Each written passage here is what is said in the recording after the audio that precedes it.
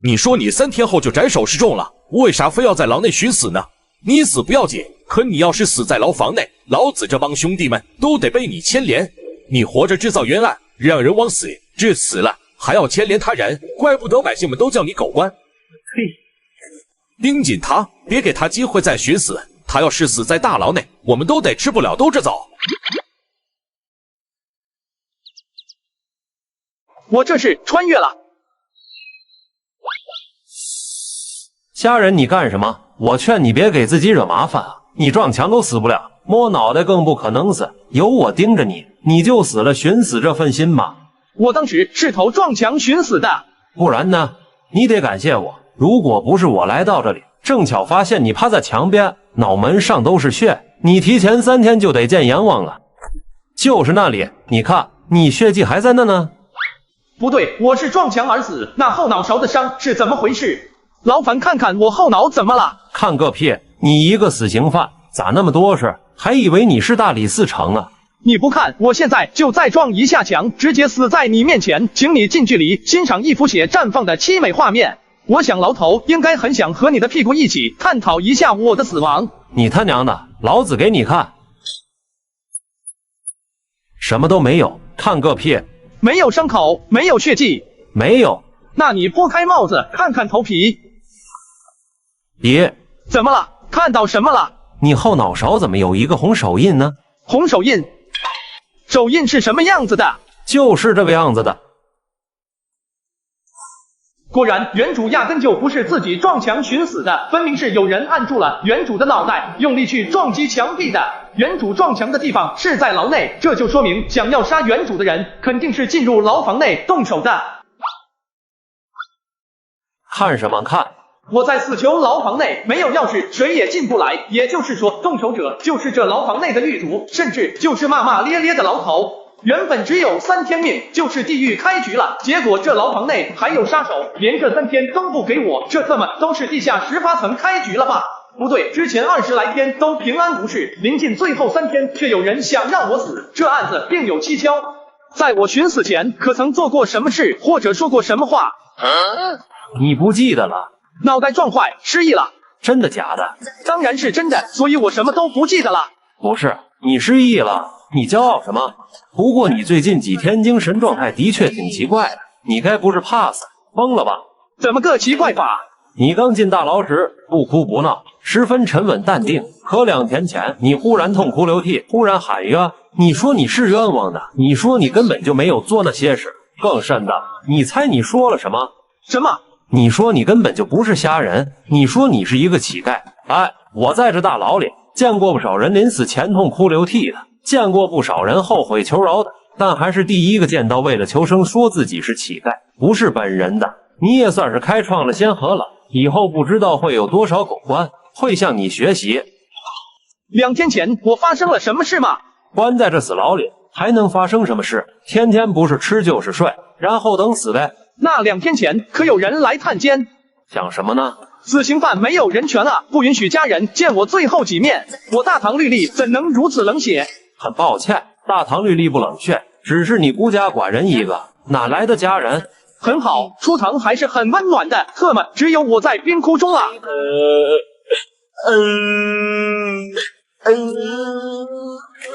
不过狱卒的回答也让虾仁想到了2种可能：第一，发生了一些特殊的事，但这个狱卒不知道；第二，就是心态崩了。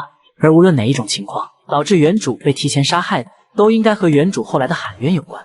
有人担心原主的喊冤被别人听到，会重新断案。看来这个案子真的需要重新断一断了。虾仁不怕死，可若是被冤死的，那就另当别论了。孙福家负责我的案子。怎么了？劳烦你去找一下孙福家，告诉他，若不想再一次断错案，成为载入史册上的罪人，就立即来找我。不去，你以为你是谁啊？还敢来指挥老子为你跑腿？哎，可怜我那藏匿的100贯铜钱，没人继承了啊！赵氏5半生飘零，未逢好爹，公若不弃，愿拜为义父。孩着就去。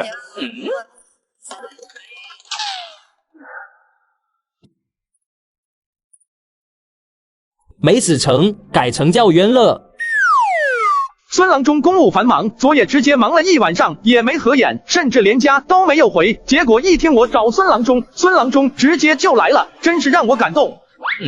不是我没有向他说任何关于孙郎中的事。孙郎中真的错怪好人了，这还真不是我的义子告诉我的。那是谁在你耳边嚼舌根的？你。本官。孙郎中眼袋发肿，眼里都是血丝，脸上全都是油，神情疲惫，很明显这是熬了通宵的症状。而同时，孙郎中的官袍有着褶皱，边角还沾着些许泥土。我听狱卒说过，昨日上午下了点雨，之后就是大晴天。倘若孙郎中昨夜回了家的话，我想以孙郎中的处事性格，绝不可能会让自己穿又脏又褶皱的官袍当值吧。综合这一切，便能推断出孙郎中忙于公务，昨晚在刑部熬了一整夜，以至于都没机会回家换身干净的官袍，对吧？子曾经曰过，君子正其衣冠，尊其瞻视，俨然人望而畏之，斯不亦威而不猛乎？而史书又有评，孙福家有魏征之风，这样的人绝对会十分注重仪态，倒是有些本事。义父，你好厉害！义父，他什么时候成为你义父了？你不觉得他比你年龄还要小吗？年龄从来都不是问题，多少人的小妾比自己孙女都小，可他的孙女还是要管比自己年龄小的人叫姨奶，不是吗？好一个伶牙俐齿！再伶牙俐齿也没法在今早吃到胡睢县的馄饨，这也是你推断出来的。哦，这不是，这是孙郎中你牙上沾的胡睢叶告诉我的。说说吧，你想方设法让本官来见你，所为何事？我想查看一下卷宗，重审赵德顺的案子。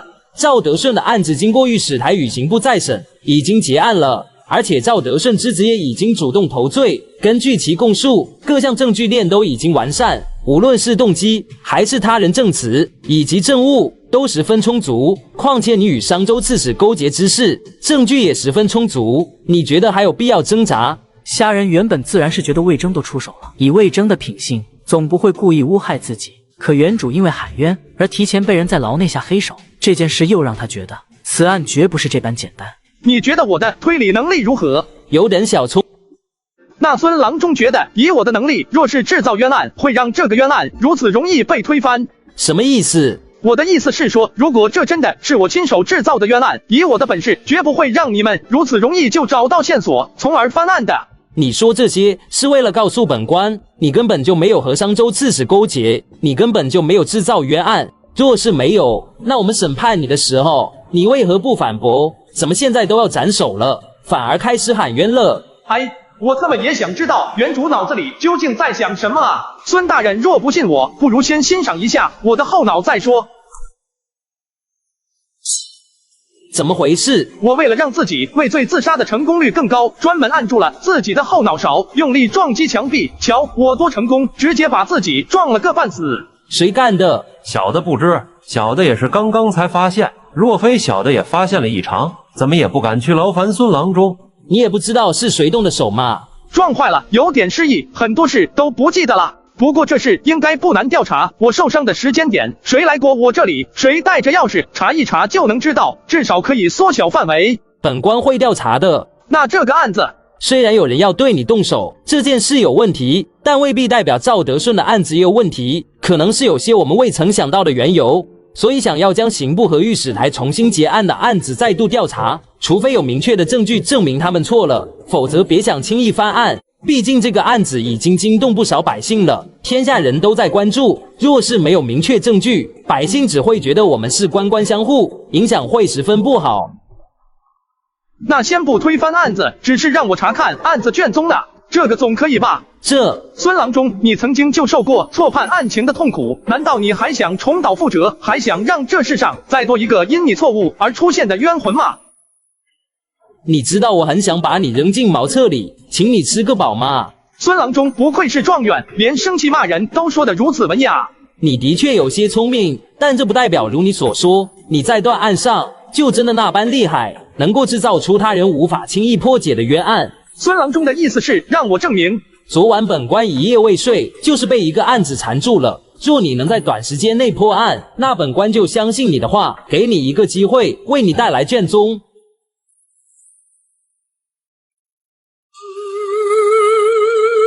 贞观6年，朝长乐公主被鬼缠身，堂皇李世民不信鬼怪之说，派重兵包围长乐寝宫，是要证明此乃人装鬼，而非真鬼。结果当夜于众目睽睽之下，鬼影现身，一时宫中人心惶惶，流言四起。李世民震怒，命刑部、大理寺联手调查，可鬼影来去无踪，毫无进展。可曾审问过能够进出长乐公主寝宫的宫女太监？当然审问过了，正值在后面几页。在发现那个流血娃娃后，我们刑部和大理寺就将有嫌疑的人都进行了审问。在我们看来，这个娃娃是公主殿下睡着之后被送进去的，而能进入寝宫的，也就当晚值守的那些宫女，所以有问题的人肯定在他们之中。然后呢？那一晚，所有宫女都有不在场证明，她们至少都是2人一起行动的，没有任何一人单独行动过。而且当晚他们都守在外面，公主殿下当晚睡得很好，中途没有惊醒，也就没有召唤他们进去。也就是说，当夜没有任何宫女进入过寝宫。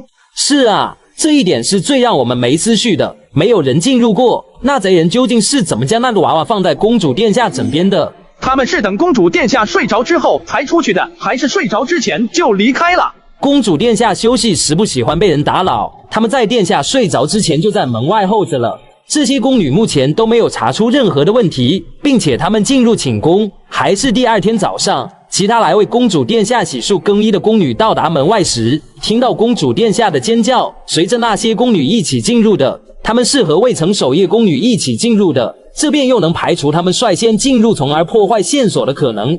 总之，这个案子古怪极了，我们真的是一点思绪也没有。会不会真的有鬼啊？既然怎么推测都不对，那就只剩下鬼一种情况了。你最好期待没有鬼，否则我这孤家寡人的死鬼死了后就只能缠着你了。都这个时候了，你怎么还有心情开玩笑？虾仁，怎么样？可有什么思绪？有点。没有也没事，毕竟你只是看到了卷宗，连调查的机会都没有。我们都调查这么长时间。有点，你说的是有点，你有思绪。这义父也太厉害了吧！我的确有点思绪，但只凭卷宗和你们讲述，我无法还原所有细节，你们定然有疏漏之处，所以想让我破案，你得让我去现场。你现在是死刑犯，这无缘无故，本官别说带你进宫了，就算让你离开这大牢都做不到。这个简单，只要不是无缘无故就行了。怎么说？你可以去找此案的主负责人，告诉他我已经破解了这个的秘密了。你知道那众目睽睽之下的鬼影是怎么回事了？一个很简单的光学知识而已。义父真的不是鬼，你也可以当成鬼，不过他是人心的鬼。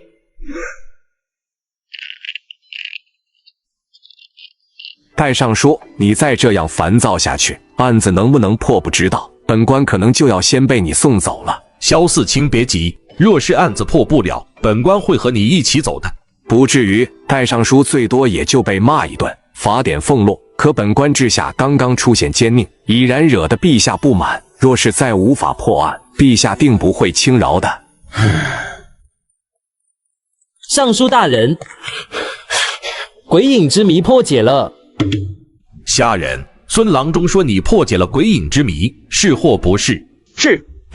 虾仁，你休要胡说八道！若你没有破解鬼影之谜而在这里大放厥词，本官定饶不了你。这他妈谁呀？上来就说我大放厥词！这位豆豆兄是豆豆，我最恨别人拿我英俊脸庞上唯一缺点的豆开玩笑。哼，韩克己，你这辈子永远超越不了的男人。行了，先说说吧，鬼影之谜究竟是怎么回事？诸位都知道，这世上本没有鬼，所谓的鬼不过是人为罢了，而想要当着100人的面，众目睽睽之下装鬼，又不被发现，自是没法亲自去装鬼的。所以那贼人想要实现鬼影的出现，就只能借用机关。不是，怎么都这表情？难道我说错了？虾仁，你所说的机关猜测，其实不久前韩四成已经说过了，而这个猜测已经被我们给否决了。刑部仔细搜过寝宫，在寝宫里没有发现任何机关装置。鬼影出现的第一时间是为救封锁了寝宫，并且任何离开寝宫的人都进行了搜身，也就说明若真的有机关设置，贼人不可能将其带走。可我们没有搜到任何机关相关的东西，这都说明是不可能有机关的。虾仁，还是回去吧，别在这里丢我们大理寺的脸了。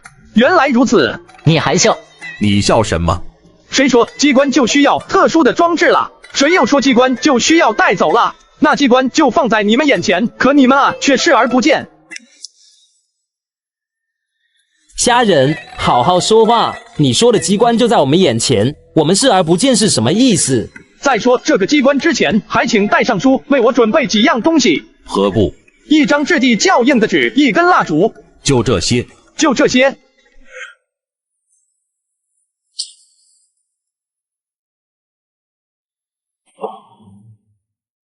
这是戴尚书、萧世清，你们看，你们快看，蜡烛的烛火跑到箱子里了。我明白了，原来是这样，原来鬼影是这样，哈哈哈哈哈哈！本官也明白了，虾仁，你帮了本官大忙呢，你怎么就能想到这个手法的？虾仁，我就知道没有错，信你。半生飘零，终遇好爹，义父，你这辈子都是我的义父。你做得很不错，这次你帮了本官大忙了，可有什么想要的？只要是本官能做到的，都满足你。我想去现场帮戴尚书破了此案，揪出贼人。你要帮本官破案，原因呢？戴尚书，虾仁愿意帮我们，其实有一个要求，他想要查阅赵德顺案的卷宗。你想翻案？你不服本官和魏公的判决？此我也想死的明明白白，而且案子最不怕查，不是吗？若是赵德顺案子没问题，那我再怎么查也没用。戴尚书，这不合规矩，他马上就要斩首的死囚了，现在为了活命，肯定无所不用其极，大人千万别被他骗了。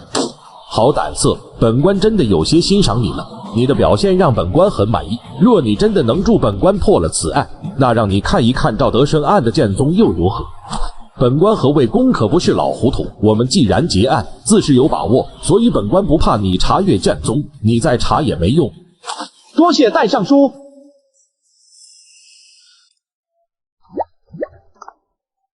就是这里了。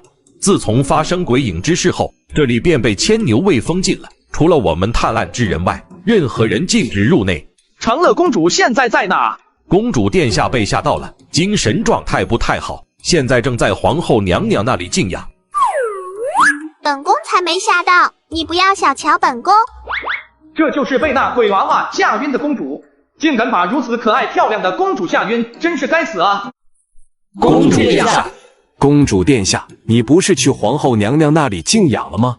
本宫又没被吓到，静养什么静养？而且你们的调查毫无起色，要靠你们抓鬼得等到什么时候？所以本宫便决定，本宫亲自来抓鬼，不就是查案吗？你们不行，那就本宫自己来。没被吓到。果然如卷宗里说的那样，这位公主殿下全身上下就嘴最硬啊！那公主殿下找到线索了吗？本宫觉得线索就在那里，一定是寝宫的风水不对，所以本宫决定拆了它，盖新的。殿下，别冲动。哼，那鬼不是缠着你们，你们当然不冲动。总之，这破地方本宫拆定了。殿下，别冲动。好，就冲动，就冲动。殿下，千万别冲动。好，就冲动，就冲动。不是，这些人都是怎么找到娘子的？竟然想和其头上的女人讲道理。殿下，我支持你，拆了他。茫茫人海里，果然还是有人能懂本宫的。我们英雄所见略同，你是哪路英雄？公主殿下，他就是制造了赵德顺冤案，已经被判斩首的虾仁。但本宫不拆了，你不懂本宫，本宫和你所见不同。公主殿下，实不相瞒，我们其实已经有线索了，这次过来就是专门来破案的。真的？下官怎敢欺骗公主殿下？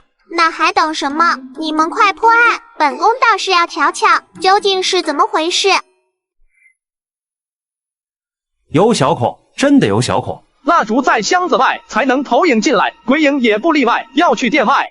对，殿外立即查看。戴尚书，你看，是他，肯定是他。这下我们终于可以向陛下交代了。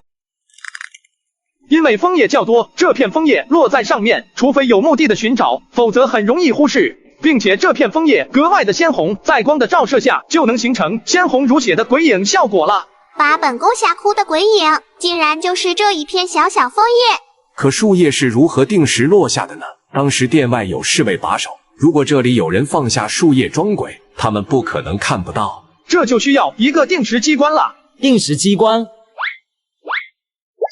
灯笼，灯笼是何意？所谓的定时装置，不出意外就是这个灯笼。而想要定时，很简单。虾仁，你捡起一根头发丝干什么？这可不是头发丝，这是机关必须的要素之一啊！什么？你的意思是说？看来孙郎中已经想到了。定时装置不难制作，可想要在制作后不被任何人察觉发现，那就有些难度了。而如何才能让人就算看到了，也不会觉得这就是制造鬼的机关呢？自然就要用到本就该出现在这里的东西。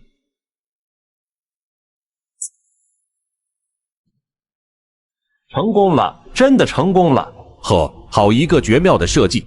谁能想到，所谓的鬼影竟然是一根头发丝、一片树叶、一根蜡烛造成的，而这些东西随处可见，谁又会注意？怪不得我们什么都查不到，怪不得我们一直一无所获，还真是如你所说，机关就在我们眼前，可我们视而不见啊！我也是运气好，可不是运气好，没有足够的积累，机会就算到眼前，也发现不了。小四亲，倘若虾仁此次不死，将他让给我，行不如何？做你娘的春秋大梦吧！鬼影之谜算是彻底解开了，不过究竟是谁布置出这样一个精巧绝妙的机关的？这还需要进一步的调查。不过有一点可以确定，那就是能绝妙利用这里的所有常见之物布置出鬼影的人，绝对是对这里环境无比了解的。换句话说，贼人绝对就是伺候公主殿下的宫女、侍卫、太监中的一个或几个。戴尚书，那些人现在必须严密监控与控制，绝不能让他们离开。放心吧，在发现鬼影后，就没有一个人离开过我们的视线。本官也是认为，鬼影定是昨夜在场之人所为，只是找不到线索，拿他们没办法罢了。鬼娃娃出现的那一天，殿下的寝宫门窗都是紧闭的吗？窗户都锁上了，门倒是没有上锁，但门外就是宫女和侍卫。戴尚书，窗户检查过吗？是否有被人破坏和打开的迹象？自是检查过了，我们专门让工部的人来确认，没有任何问题。那房顶呢？瓦片可有被人移动的迹象？也是没有。还真是一个纯粹的密室啊！大门有人守着，窗户没被人打开过，也没人从房顶掀开瓦片进来。那贼人是怎么将鬼娃娃放到长乐枕边的？通过什么机关吗？可以排除机关所为，那就只能是在长乐公主睡着后，有人亲自放置的鬼娃娃。但他是如何做到不被任何人发现进入和出去的？公主殿下，我能打开这些衣柜吗？可以。殿下，这些衣服都经常穿吗？本宫习惯上午一件下午一件，每天都不重样呢，当然要经常穿。殿下穿过的衣服会在穿完后直接放回衣柜吗？当然不会，穿过的衣服都脏了啊，肯定要换洗的，晾干之后才会放回来。这首饰怎么没人打理，就这样随意放在这？这里闹鬼啊，吓都吓死了，谁还敢进来？再说除了本宫外，普通宫女也进不来啊！本宫这些天都快被烦死了，也没心情打扮，这些首饰自是就扔在这了。殿下这些天有没有丢过什么东西？丢东西？不知道。不知道。本宫的东西都有宫女在打理，而且父皇经常赐给本宫好东西，本宫怎么可能记得住都有些什么？还请公主殿下让人清点一下殿下的东西，看看是否丢失了些什么。你的意思是？从我听孙郎中说起这个案子时，其实我就一直都有一个疑问。什么疑问？动机。动机？没错，就是动机。刚刚大家也看过了，不说那鬼娃娃之谜还未破解，就是鬼影之谜都如此复杂，而贼人所算计的又是公主殿下，这是会直接引起陛下震怒的。设计复杂又精妙，同时动手又充满危险，一个不慎被发现就绝对是满门抄斩。可贼人又是鬼娃娃又是鬼影的，他的目的呢？无论是鬼娃娃还是鬼影，唯一造成的结果似乎都只有长乐公主被吓哭了而已。他总不会就是个变态，就想看长乐公主离黛玉，然后做出这一切吧？其实我们也曾想过这个问题，可目前就是除了公主殿下被吓到外，没有任何其他的事发生，所以我们也想不通贼人做这一切的动机是什么。干想是没用的，要查。先从公主殿下手中的贵重之物查起，看看是否丢了什么。若是没有丢失，就说明贼人目标不是公主的东西，那就换一个方向。贼人的动机到现在为止我们还不知道，这可不算是一件好事。知道了贼人的动机，我有预感距离破案就不远了。殿下，麻烦你找宫女来清点吧。公主殿下只需要找一个认得公主首饰、衣服和其他宝贝的宫女就可以，其余帮忙者刑部或者大理寺出人。我现在不相信公主殿下身边的任何人，他们都有作案嫌疑，所以具体清点之事让刑部和大理寺的人来，宫女只需要帮我们辨认是什么东西便可。就这么办。翠竹，你是宫女之首，对本宫所有首饰最了解，做事也最稳妥，你来清点吧。翠竹可以，她比任何人都合适。戴尚书似乎对翠竹格外信任，因为翠竹在鬼娃娃出现前一天受了风寒，一直没有去寝宫服侍，当晚也没有守夜，还是鬼娃娃出现的早上带病去侍候公主殿下，结果还没见到殿下，殿下就先遇到了鬼娃娃，所以她是完全能够排除放置鬼娃娃嫌疑的。整个过程都没有去寝宫，的确不可能放置鬼娃娃，不过带病工作不可取。公主殿下一直休息不好，奴婢也是担心殿下的身体，实在放心不下。我终于明白公主殿下为何重用信任你了，那就有劳这位姐姐了。这是奴婢应该做的。等等，先别急着划走，着急看后续的宝宝们，点击左下角下载悟空浏览器，打开后搜索名侦探柯虾，就可以看到后续了。贞观6年，长乐公主被鬼缠身，堂皇李世民不信鬼怪之说，派重兵包围长乐寝宫，是要证明此乃人装鬼，而非真鬼。结果当夜于众目睽睽之下，鬼影现身，一时宫中人心惶惶，流言四起。李世民震怒，命刑部、大理寺联手调查，可鬼影来去无踪，毫无进展。殿下明明都被鬼缠身，被鬼吓哭了，怎么还在看这样的书？什么？本宫也不是故意的，本宫原本不知道它是一本讲述鬼怪的书啊，若不是因为它，本宫才不会做那么多关于鬼怪的噩梦呢。本宫以为是一本讲述侠侣爱情的书，谁知道说的却是鬼怪，本宫最怕鬼了。这本书哪里来的？宫中藏书库不至于藏这种书吧？和案子有关吗？有没有关系？要调查之后才知道。本宫天天在宫里很无聊啊，就喜欢看些话本故事，所以本宫经常会让人去宫外给本宫买些话本来看。这本书就是宫外买的？对。谁去买的？绿儿。本宫的一个宫女，本宫的话本都是让她出去买的。麻烦公主将绿娥叫来。这本书是你给公主殿下买的？是奴婢。在什么地方买的？奴婢只在同一个书坊去买，那里的书最全，更新最快。为何要买这本鬼故事？奴婢也不知这是鬼故事，奴婢看书名，以为是公主殿下常看的侠侣爱情故事。因为奴婢出宫的时间有要求，那天出宫前又耽误了些时间，导致时间很紧张，奴婢没法仔细看内容，所以看了书名就买回来了。当时只有你自己去买书吗？还是有人陪同？只有奴婢一人。也就是说，没有人干扰你选择？没有。鬼娃娃出现那天夜里，你在哪？奴婢在殿外守着。行了，你先下去吧。你怀疑绿儿？绿儿从小就跟在本宫身旁，她不会有问题的。是否有问题要看证据，而且我只是正常询问，殿下不必多想。清点完了，少了一些首饰，真的少东西了。一共少了10件首饰，1个金钗，2个玉钗，3个步摇，2个花钿，2个簪子。殿下对这些首饰有印象吗？都是本宫经常戴的，特别是那个金钗，这是南诏使臣进献的，父皇赏赐给我的，我特别喜欢，几乎天天都戴，没想到它竟然不见了。这些东西是不是一直就放在这里？都是本宫常用的，自然放在这里最方便。带上书去搜查吧，所有宫女太监的住处仔细搜查，看看这些丢失之物能否找到。藏这些东西的就是贼人，至少是小偷。有个任务交给你，义父请吩咐，无论是上刀山还是下火海，孩儿眼睛都不眨一下。好，父债子偿，替为父坐牢去死吧。义父，你看我的眼睛。干什么？我刚刚说眼睛都不眨一下才会上刀山下火海，可我现在一直在眨眼睛。你他娘的真是个人才！虾仁以为论脸皮厚自己天下无双，没想到赵世武比自己还不要脸。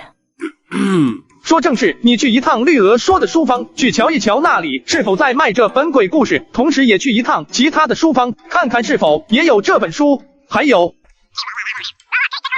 义父，这是好茶，若是我真的不死，那我这条大腿就给你爆了。你也不想一辈子困在那小牢狱吧？义父之令，孩子是上刀山下火海也要完成，孩儿去也。我们在一个叫绿娥的宫女房间找了这些东西，这些首饰藏得很隐蔽，藏在了床榻下面的一块砖石之下。若非是尚书大人提醒，让我们墙壁地板都不要放过，我们可能就忽视了绿娥。而且除此之外，我们还发现了遗物。带绿娥过来。绿娥，物证俱在，你还有什么想说的？这是……还装嫩？这些东西都是从你房里搜出来的，而这正是制造鬼影之物，以及公主殿下丢失的贵重首饰。你还想狡辩？冤枉！我是冤枉的，我没有偷这些，我根本不知道这些东西是哪来的。公主殿下，奴婢冤枉啊！奴婢根本就没有做这些。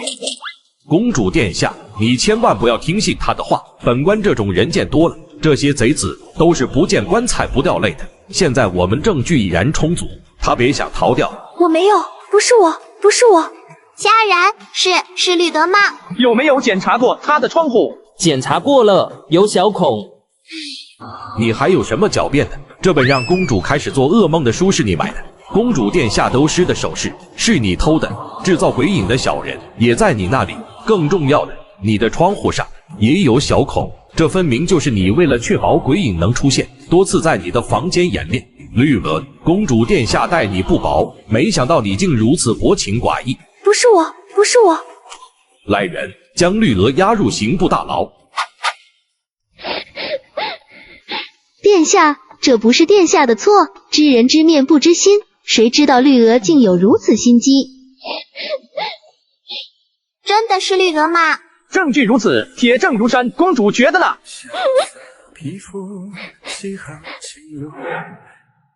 我早就知道绿娥不是个好东西，看她那娇媚的样子，以后肯定勾引男人。绿娥曾经给我抛媚眼，我都没要。对视夫妻，我也是要好好选择的。一想她那阴险狠毒的心性，我就庆幸我没要她。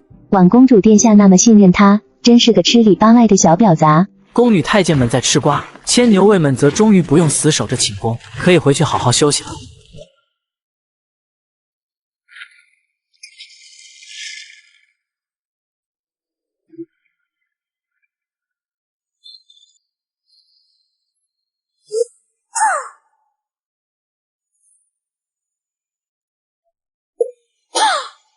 惊喜不惊喜？嘿嘿，意外不意外？你早就知道是我。翠竹，竟然真的是你！为什么？你为什么要这么做？你为何会怀疑我？有铁证如山的绿娥在，你为何还会怀疑我？你觉得绿娥铁证如山，可在我看来，那所谓的铁证，处处都是问题。什么？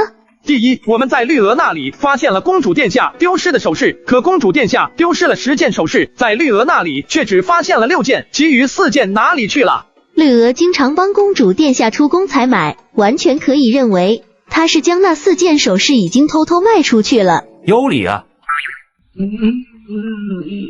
有个屁的理！我问你，若是你从公主那里偷了些值钱的东西，而这些东西公主随时都能发现丢失了，然后你还能出宫，你会只卖其中几个，然后冒着会被查出来的危险，将其余的留在住处？当然不会，我是傻子，我还留在住处。我就算不是全都卖掉，也会藏在宫外，藏在宫里，随时都可能被发现。一发现我不就完了？说到这，我都说饿了，真想晚上出去吃顿好的，好好犒劳一下自己。像我出去消费都用美团团购，团咖啡、奶茶、快餐、零食，简饭美甲9块9就够了。特价团还有更便宜的，在美团搜特价团9.9，或点击评论区链接就能团，吃喝玩乐全都有，不用就亏了。美团团购，店好多，省好多。瞧，连赵世武都能想明白的是，绿娥既然能设下鬼影那样绝妙的机关，他会犯这样的错误？没错，连我赵世武都能想明白的是，不是义父？什么叫连我？这不重要。没想到我百密一疏，竟是在这里留下了破绽。第二，在绿娥房间里发现的小纸人，以及她窗户上的小孔，鬼影之谜是你亲自破解的，这不正符合你的破解？你该不会觉得这也有问题吧？绿娥是白痴吗？什么？都已经决定在大庭广众之下制造鬼影了，明知道鬼影一旦现身，陛下定会雷霆震怒，会让人调查，他还会留下纸片小人。对啊，连我都知道毁尸要灭迹呢。义父还是在打比方而已。他既然有那般狡诈的本事，那么利用其他人房间演练，然后陷害其他人也不难吧？更别说你为了让绿娥罪证真的铁证如山，你还算计了最重要的一点。哪一点？赵15，哎，义父，正是这本书引起了公主殿下的噩梦，也引起了后续一系列的闹鬼之事。可以说这本书是一切的起源。这有什么？这本书就是绿娥亲自买的，而且你也问过了，绿娥买这本书时没有其他人跟着，这就是她自己的主意。果然，在我询问绿娥时，你也在偷听。没错，这本书的确是绿娥独自一人买的。正因如此，你明知道纸片小人小孔可能会让人察觉到不合理，也要这样做，因为这一点足以让绿娥有最大的嫌疑，怎么都洗不掉的嫌疑。可是，绿娥独自去买的，就真的无法算计他吗？虾然，你是说绿娥给本宫买这本书，不是绿娥的本意？真正高明的棋手，在与他人对弈时，是可以轻松让对手按照自己的预想落子的。翠竹，你也是个对弈的高手啊！虾仁，这究竟是怎么一回事？虽然说每一次都是绿娥去给公主殿下买画本，但这不代表其他人就不知道绿娥会在哪里购买。翠竹身为公主殿下这里的女官，管理的就是这些宫女，自然可以轻松从绿娥身上打探出来。而公主殿下喜欢的内容又是十分的一致，独爱这一系列。哎呀，你破案就破案，别戳穿我的秘密嘛！说到这，我都说饿了，真想晚上出去吃顿好的，好好犒劳一下自己。像我出去消费都用美团团购，团咖啡、奶茶、快餐、零食，减饭美甲9块9就够了。特价团还有更便宜的，在美团搜特价团9.9，或点击评论区链接就能团，吃喝玩乐全都有，不用就亏了。美团团购店好多，省好多。所以在知道这2个情报后，只需要在绿娥常去的书房内，将这本书名与内容完全割裂的鬼故事摆在最起眼的位置，再由书房老板热情推销。绿娥离宫时，你再稍微拖延一下时间，让绿娥外出的时间十分紧张，这一切就绪后，就不难让绿娥买到你所想让绿娥买到的书了。看来又被我推测对了，真是一个阴险的蛇蝎之女。蛇蝎是形容人心狠的，可奴家啊，不止心狠，奴家更聪明呢，所以我觉得尚书大人应该称奴家为狐狸精更合适。其实闹鬼的案子主要就3个重要关键点，一个是引起一切的鬼故事，一个是鬼影之谜，这2个现在都已经破解了，那剩下的就是最后一个了，鬼娃娃之谜。虾然，那鬼娃娃是怎么出现在本宫枕边的？其实这是一个十分简单到不能再简单的手法。简单？公主殿下，还记得我看过你衣柜的事吗？看来大家都明白了，那贼人就藏在里面，藏了整整1夜，等到公主被吓晕，众人都跑进来，他这才从容不迫的从柜子里走出来，混入人群中。而唯一有这机会的，就是感染风寒，请了1天假的你。原来是这样，虾仁你太厉害了。虾仁，你思为之缜密，抽丝剥茧，明察秋毫，本官远不如你呀。哼，不过你怎么知道我将东西藏在了水里？死鱼。死鱼。上午刚到这里时，我就被公主殿下这里的风景给吸引了。当时我还在感慨，荷花绽放，秋千摇动，火红的鲤鱼横在水面上。然后我就一愣，意识到这条鲤鱼死了。不过那时我也只是觉得奇怪，但也没多想。直到我意识到翠竹的真正目标是首饰后，我便恍然大悟了。恍然大悟什么？他为什么会死？为什么？翠竹偷走首饰时，就肯定想过是为迟早有一天会搜查他们的房间，而他又和绿娥不同，不能轻易出宫，所以他只有将首饰藏在一个无人会搜查的地方，才能确保他真正的目标不会被发现。那么哪里是最安全、最不会轻易被发现的呢？在我思考时，我瞬间联想到湖里的死鱼，一下子我就明白了。你千算万算，没算到这湖里有一条鱼能缠到没有鱼钩也要咬饵的地步。公主殿下的珠钗上有着一些小珍珠，这珍珠看起来特别漂亮，但对于一条单鱼来说，却比毒药还要致命。说到这，我都说饿了，真想晚上出去吃顿好的，好好犒劳一下自己。像我出去消费都用美团团购，团咖啡、奶茶、快餐、零食，简饭美甲9块9就够了。特价团还有更便宜的，在美团搜特价团9.9，或点击评论区链接就能团，吃喝玩乐全都有，不用就亏了。美团团购，店好多，省好多。翠竹，这种机关算尽却被一条蠢鱼给暴露的感觉如何？吃啊，吃死你了吧！在确定你将首饰藏在这壶里后，我就知道你今晚必会行动。果不其然，你来了。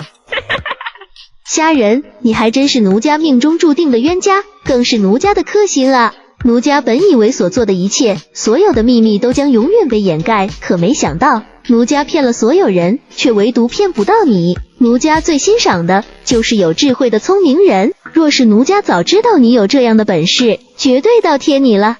唉，奴家真是怎么都没想到，算尽一切，却被这条死鱼暴露了。多美啊！奴家想要将其占为己有，费了这么多心思，结果还是得不到啊！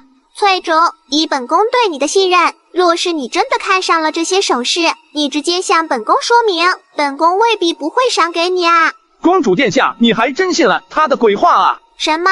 你是因为痴迷这些首饰才盗取的？翠竹，你觉得我能信你这随意编造的理由？怎么就是随意编造的呢？奴家是真的喜欢这首饰，喜欢的紧啊！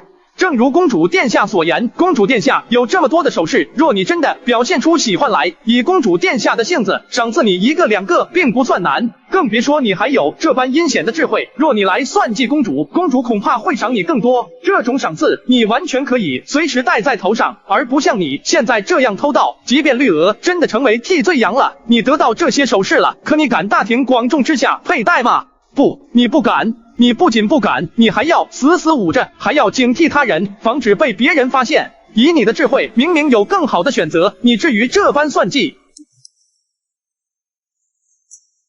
好像真是这样啊。所以啊，你那所谓的喜欢，完全就是胡说八道。你的目标真的是这些首饰吗？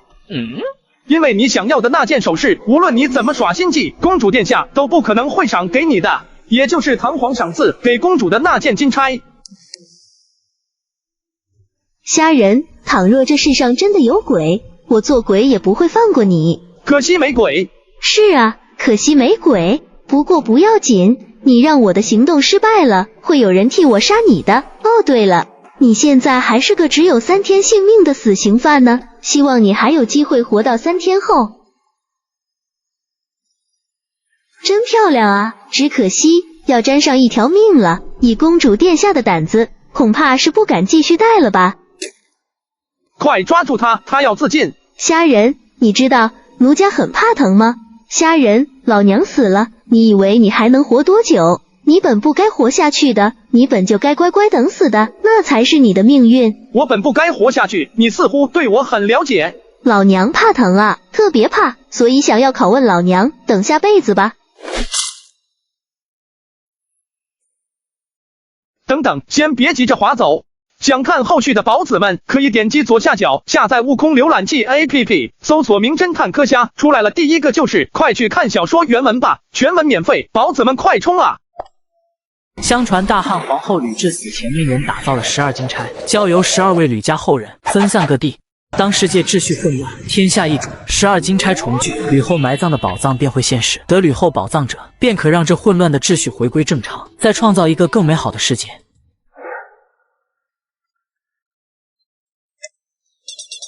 怎么了？皇宫闹鬼案结束后，你一直魂不守舍的。义父，翠竹身上那个白虎图案，我曾在你身上看到过。翠竹死后，众人在她身上发现了一个破坏了一半的白虎图案。赵十五，你没开玩笑吧？赵十五警惕地向后退了2步，似乎担心虾仁会抱起杀人灭口。他盯着自己的衣服，在考虑要不要真的学吕布大义灭父。义父，即便孩儿经常说话不过大脑，可这句话孩儿想了整整1路。还在叫我义父，而且没有在代纣他们面前戳穿我，说明他对我这条大腿还有念想。别紧张，跟为父说说是怎么回事，你是怎么看到为父身上的白虎图案的？还有其他人也知道这事吗？快他们过来，好好说这是怎么回事。你也不想大腿还没来得及抱就嗝屁了吧？还是这个魏德进来了，义父。当时义父在牢内跟人打架，被撕破了裤子。孙郎中怕你被打死，给你换了单独的牢房。我就是在给你转移时发现的。你在我哪条腿上看到了白虎图案？虾仁在吗？戴尚书不是在忙翠竹案子的收尾事宜吗？怎么来找我了？本官让孙郎中找到了翠竹腿上那个白虎图案的全貌，然后命人去大牢里询问那些案犯，看看这些臭虫是否有人知道这个图案。结果有一个曾经与你打斗过的犯人说，他在你腿上也见过这个图案。在我腿上见过。戴尚书被关进牢里的人哪有一个好东西，而且我和他还有仇，他说这话是陷害我呢，你可别被他给蒙骗了。想要证明他是否骗了本官，很简单，脱下你的裤子，让本官一看便知。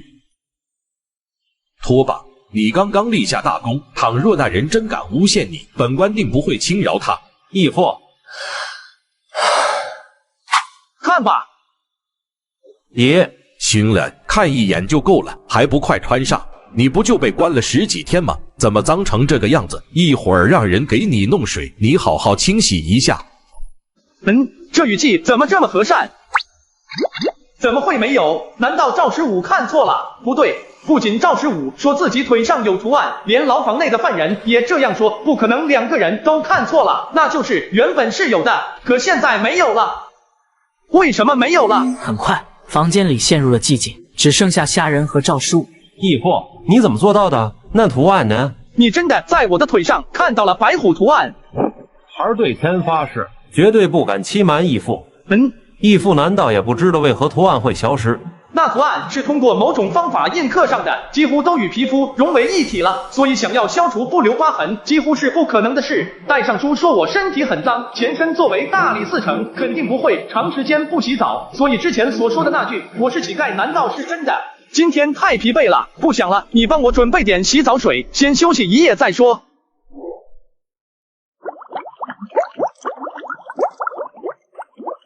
你说你3天后就斩首示众了，为啥非要在牢内寻死呢？刚进大牢时不哭不闹，十分沉稳淡定。可2天前，你忽然痛哭流涕，忽然喊一个，你得感谢我。如果不是我来到这里，正巧发现你趴在墙边，脑门上都是血，你提前3天就得见阎王了。我在这大牢里见过不少人临死前痛哭流涕的，见过不少人后悔求饶的，但还是第一个见到为了求生说自己是乞丐，不是本人的。你也算是开创了先河了。你本不该活下去的，你本就该乖乖等死的，那才是你的命运。你让我的行动失败了，会有人替我杀你的。义父难道也不知道为何图案会消失？你不就被关了10几天吗？怎么脏成这个样子？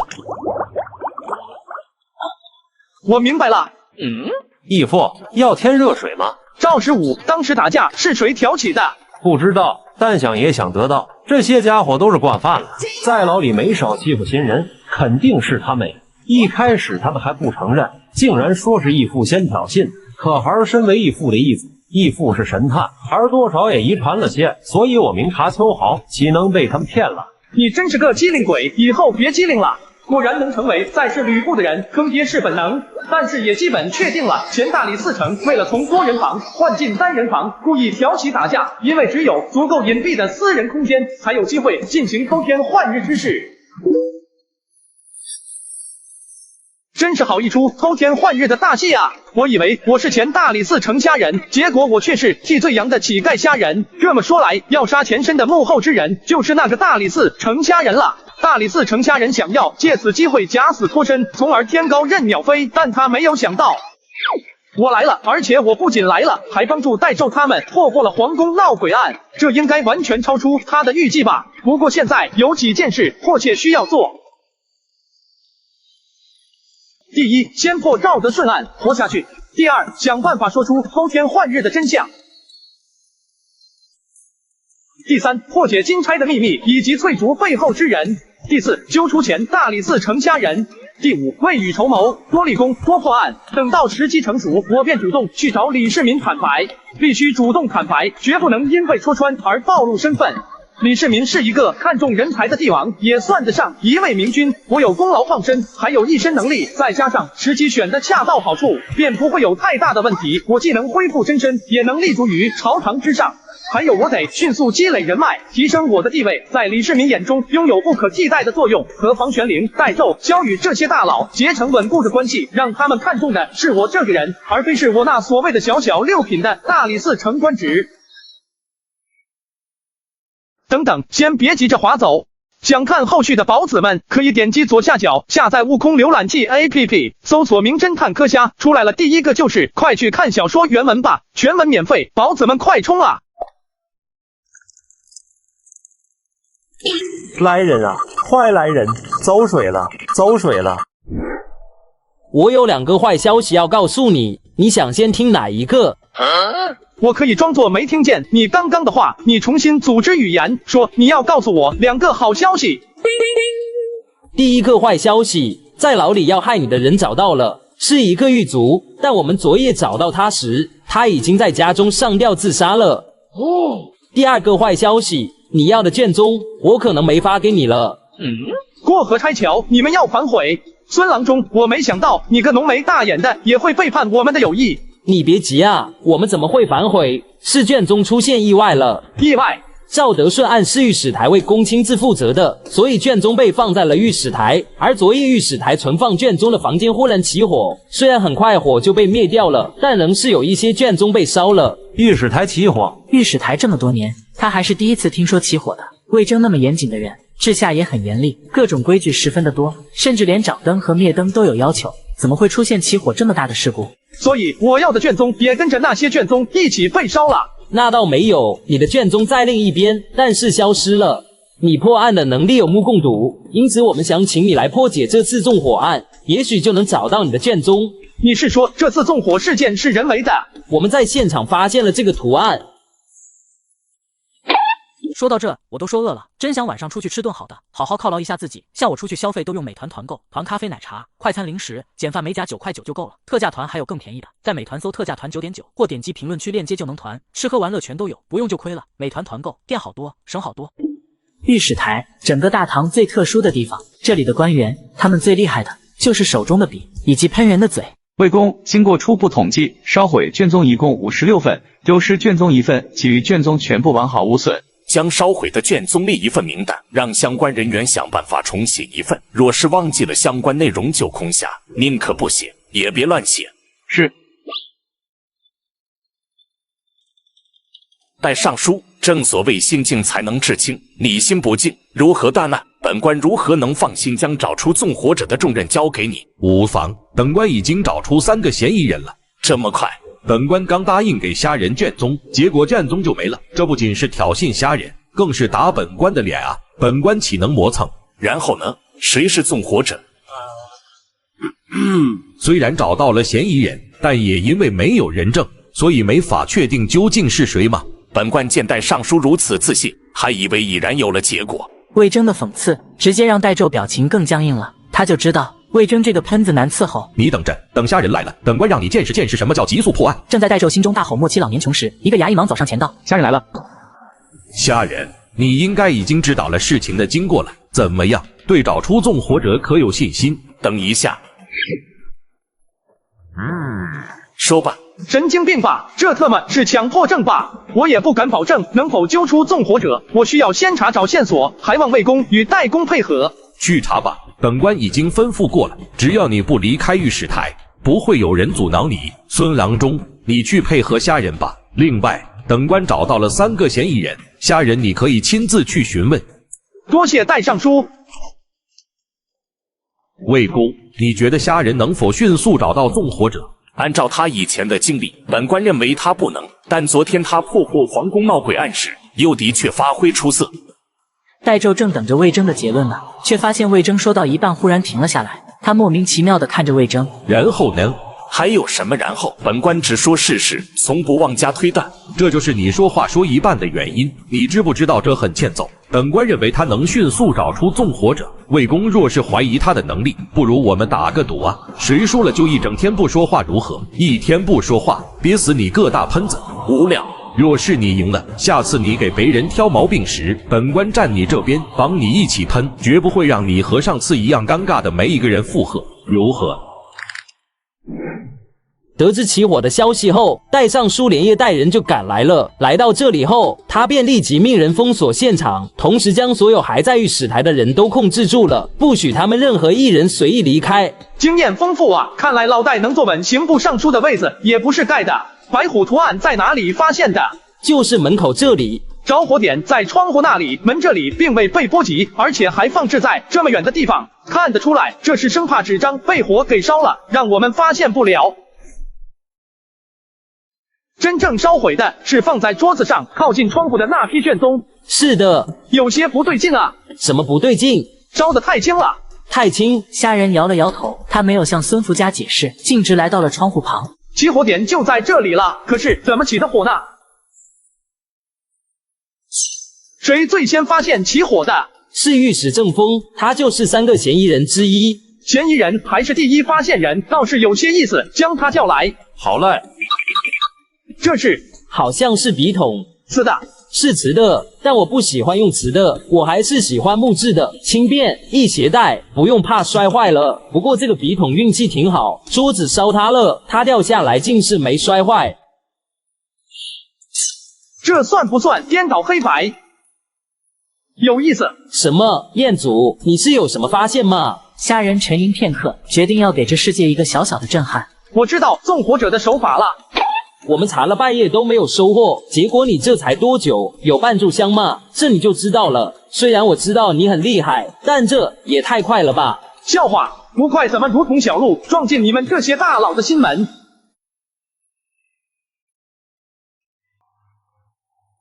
郑御史，还请你将起火时的情况为我讲述一遍。时间差不多是丑时3个，我熬夜处理公务，实在是熬不住了，就想着出来走走，吹吹夜风，让自己清醒一些。我随意走着，就经过了这里。在经过时，卷宗室内黑漆漆的，没有任何异常。可是就在我走出不远后，卷宗室忽然就起火了。那火焰很厉害，窗户内外全是火。我见状不妙，便连忙一边大喊走水了，一边找水灭火。其他人听到我的喊声，都连忙跑了过来，我们一起动手，这才将火给灭掉。虾仁一边听着，大脑一边在高速运转，分析着郑峰的口供，判断其中是否有疑点，是否有矛盾不能自洽的地方。丑时3刻，郑御史对时间知道的这般精准。大唐时期可没有钟表，普通人对时间的把握一般是较为模糊的，更别说是漆黑的夜晚了。一开始我也不知道具体时间，毕竟当时天色那么黑，我也没听到打更人的动静。将其他人叫来后，有人说了一嘴时间，我这才知道原来是丑时3个。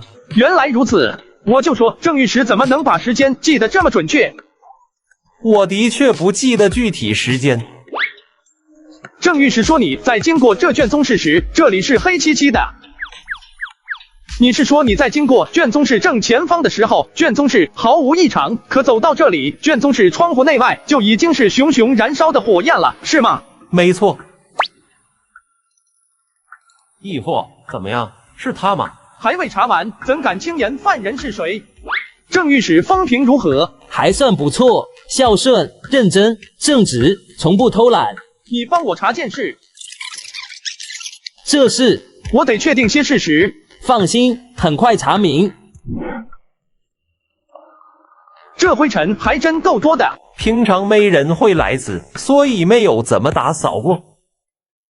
这是很久都没人打开过了吧？应该是，平常没人会过来的。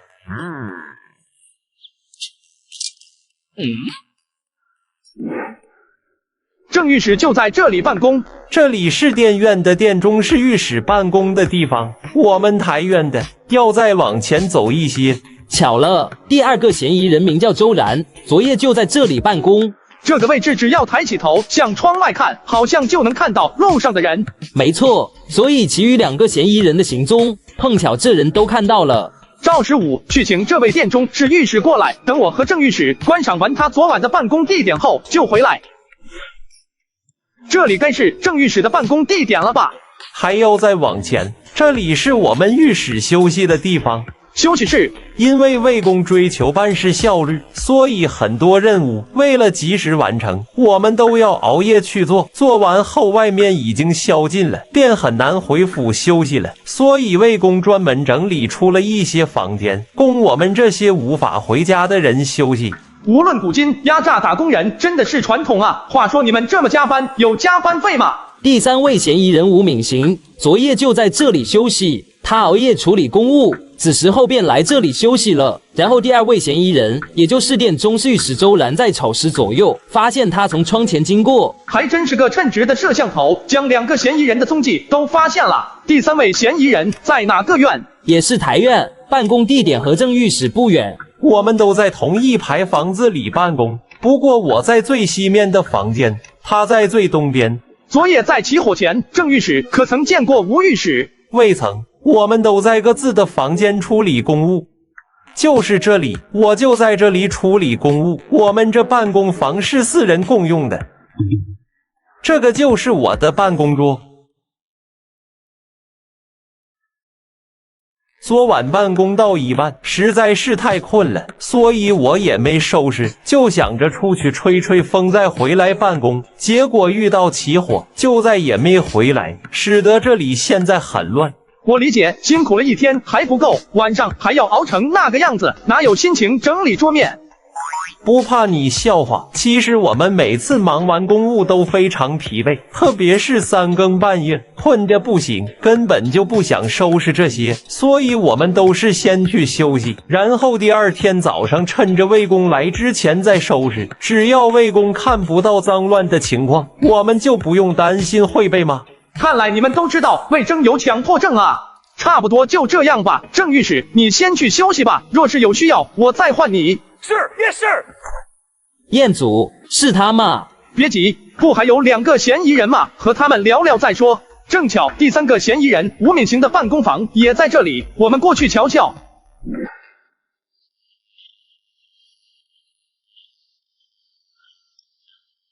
哪个是吴敏行的办公桌？那张就是那个非常干净的桌子。看过郑峰的桌子，再看吴敏行的桌子，我只觉得眼睛被清洗了。的确很干净，比我的桌子都干净。可惜地面上沾了点泥巴，让这里的干净没那么完美。大晚上的，谁还能顾得上脚下？收拾好桌子就不错了。倒也是，毕竟他也熬到了子时呢。还真是够辛苦的，那么大块蜡烛都快烧没了。谁也不容易啊，打工人哪有容易的？行了，看来这里没什么好看的了，估计赵十五已经将殿中侍御史周然叫来了，我们去见周御史吧。如何？虾仁先后去了卷宗室、杂物室，以及跟随郑御史去了台院的办公房。然后呢？虾仁有没有说些什么？没有。戴尚书，本官觉得你是一个会遵守诺言的人，你觉得呢？虾仁就没有说他破案了之类的话。这才多久啊？不过他刚刚让孙郎中去做了一件事。什么事？小的不知道，孙郎中派人秘密去做的，我们都不清楚。废物，要你何用？去叫孙郎中来罢了。本官啊，还真就不怕虾仁神神秘秘，就怕虾仁啥也不做，他做了就代表有发现。魏公放心，本官一定会遵守诺言的，而且本官相信魏公也一定会遵守诺言，是吧？子曰：君子食无求饱，居无求安，敏于事而慎于言，就有道而正焉。这是怕一天不能说话憋死，所以提前把话说完嘛。子曰：庶子不足与谋。怎么都是这样的？泥巴路和四合院，好歹3个机构，怎么连装修风格都不改啊？虾仁吐槽着，跟着走进周然的办公室。等等，先别急着划走。想看后续的宝子们，可以点击左下角下载悟空浏览器 APP， 搜索名侦探柯虾，出来了第一个就是，快去看小说原文吧，全文免费，宝子们快冲啊！这就是我的桌子了。昨晚我在这里办公，因为任务繁重，也是准备熬一夜的。后来到了下半夜，我实在是熬不住了，就打开窗户想着吹吹风，顺便学下那些文雅之世上各乐。若是能蹦出灵感，写出一首咏乐诗就更好了。可没想到，我对着月亮盯了半天，也没蹦出半个字来。竟有此等抱负！在这期间，我看到了2位同僚先后经过这里，都不需要虾仁询问，周然就十分主动将他昨夜所做的一切以及发现的事说了出来。要是所有人都如此配合，这世上的案子就没那么难断了。说说当时的情况。大概是丑时后没多久吧，我听到了打更的声音，然后不久我就看到了吴御史从我这窗前走过。他向哪个方向走的？东侧，就是卷宗室的方向。只是去了卷宗室，没回来。不到1刻钟就回来了。看到这里，突然想起家里视频还没剪完，最近为了早点回家剪视频，特意换了辆车，所以我把旧宝马放瓜子二手车上卖了，比线下店多卖了20%。瓜子是全国买家拍卖模式，车放瓜子当天就有20多个买家出价，我挑高价卖了，当天到账，拍卖价就是到手价。想卖车的赶紧去评论区免费估价吧，买车也能上瓜子看看，现在特斯拉9万9就能买。总之买卖二手车上瓜子就对了。他去与回来可有什么不对劲的地方？这我倒是没注意。那郑御史呢？郑御史在吴御史回来后也就1刻钟的时间吧，从我这里经过，也是向东侧走去。然后过了一小会儿，我就忽然听到有喊声，我连忙跑出去看，结果就看到了火光，知道了卷宗室起火的事情。一小会儿是指多久？也就半刻钟的时间吧。半刻钟，也就是说不到8分钟。他的大脑内在此刻迅速浮现相应的画面。根据周然的描述，几人的先后顺序以及线索链条开始渐渐浮现，并且开始组合。在郑御史经过之前，吴御史离开之后，这1刻钟的时间，你可看到其他人影？这倒没有，不过也可能是我忽略了。中间我还给自己倒了杯水，视线没有看外面。今夜周御史就一直都在这里办公，没有出去过。这倒不是，我也出去过。在亥时，有个同僚给我送来1份卷宗，这是我处理公务所需要的。我出去取了次卷宗，就再也没有出去过了。给你送卷宗，能问下是谁给你送的吗？是监察御史秦墨，他与我正负责同一个任务，不过我负责坐镇御史台整理资料，他负责在外面奔波。今夜亥时，他也是刚从外面奔波回来，因为为公交代必须尽快完成任务，所以他一点都不敢耽搁，就将卷宗给了我。你们真辛苦啊！身为御史，这本就是我们的职责，没什么辛苦不辛苦的。多谢周御史的配合，周御史辛苦一夜，先去休息吧。彦祖怎么样？可有收获？他的风评如何？亲善勤恳，所以很多人若是要来御史台办事，都愿意找他。确实够亲善的。走吧，最后去见见吴御史吧。吴御史不必紧张，我们就是随便聊聊。好。吴御史喜欢玉器？没有，就是偶尔感兴趣。那你这玉佩我能看看吗？吴敏行犹豫了一下，旋即将玉佩递给了虾仁。吴御史，你这玉佩寓意很好啊，就是图个好兆头。我理解。好了，那我们开始吧。吴御史，请说说今夜你都做了什么？在子时之前，我一直在办公房处理公务。子时左右，我将公务处理完毕，因为外面已经宵禁了，我不能回家休息，所以便来到这里休息。可睡了没多久，我肚子忽然疼了起来，便连忙起身去茅厕。哎呀，怎么卡住了？原来是没话费，月初该充话费了。我在抖音商城充值中心刚领了3元话费券，真的太香了，充值到账快，方便，来给大家送福利了，超简单，点商城，进入充值中心，或直接点评论区，就有机会领1至4元话费券，记得点评论区，抓紧上车。茅厕，我们这附近没有茅厕，最近的茅厕就在卷宗室前方的小树林内。是这样，我不知道是着凉了，还是吃坏了肚子，一出宫就是好一会儿。上完茅厕后，我就返回休息室了，之后就没有再出来，一直到我听人喊走水了，这才出去查看情况。有人看到你去茅房了吗？都后半夜了，哪能遇到人？不过我在上茅房时，听到了几声十分吓人的叫声，就仿佛是婴儿啼哭声，我当时被吓了一跳。之后我连忙循声找去，我就发现在月亮里有个猫。月亮里有个猫？不是，我说错了，是树上站着一个小猫，小猫的后面是月亮，所以乍一看就像是月亮里有个猫，那猫被困在了树上，下不来。我上完茅厕后，还专门爬了树，将那个猫给抱了下来。当时也没多想，结果下了树才发现，这官袍都被磨出了个小口子。也许其他人也看到那只猫了，或者郑御史后来经过，也能听到猫叫。吴御史怎么知道在你之后郑御史也经过了？我们救火时，他们随口说起的。我会让人去询问猫的事。还有一件事，吴御史在办公时可曾发现外面有人走动？我没有注意，那吴御史昨夜处理公务有没有离开过办公房？这个我处理公务时也去过2次茅房。看出来了，你肚子是真的不舒服。吴御史去休息吧。义父，这是最后一人了，怎么样？吴御史风评如何？吴御史有魏公之风，两袖清风，为人勤俭，十分朴素，评价比郑御史还要高。我已经知道是谁纵火的了。义父无敌，我就知道，彦祖，你绝不会让我们失望的。纵火者是谁？别着急，孙郎中、十五，我分别有些事情，拜托你们去做。这么精彩的剧情，肯定要更换一部新的设备来观看。那闲置下来的设备应该怎么办？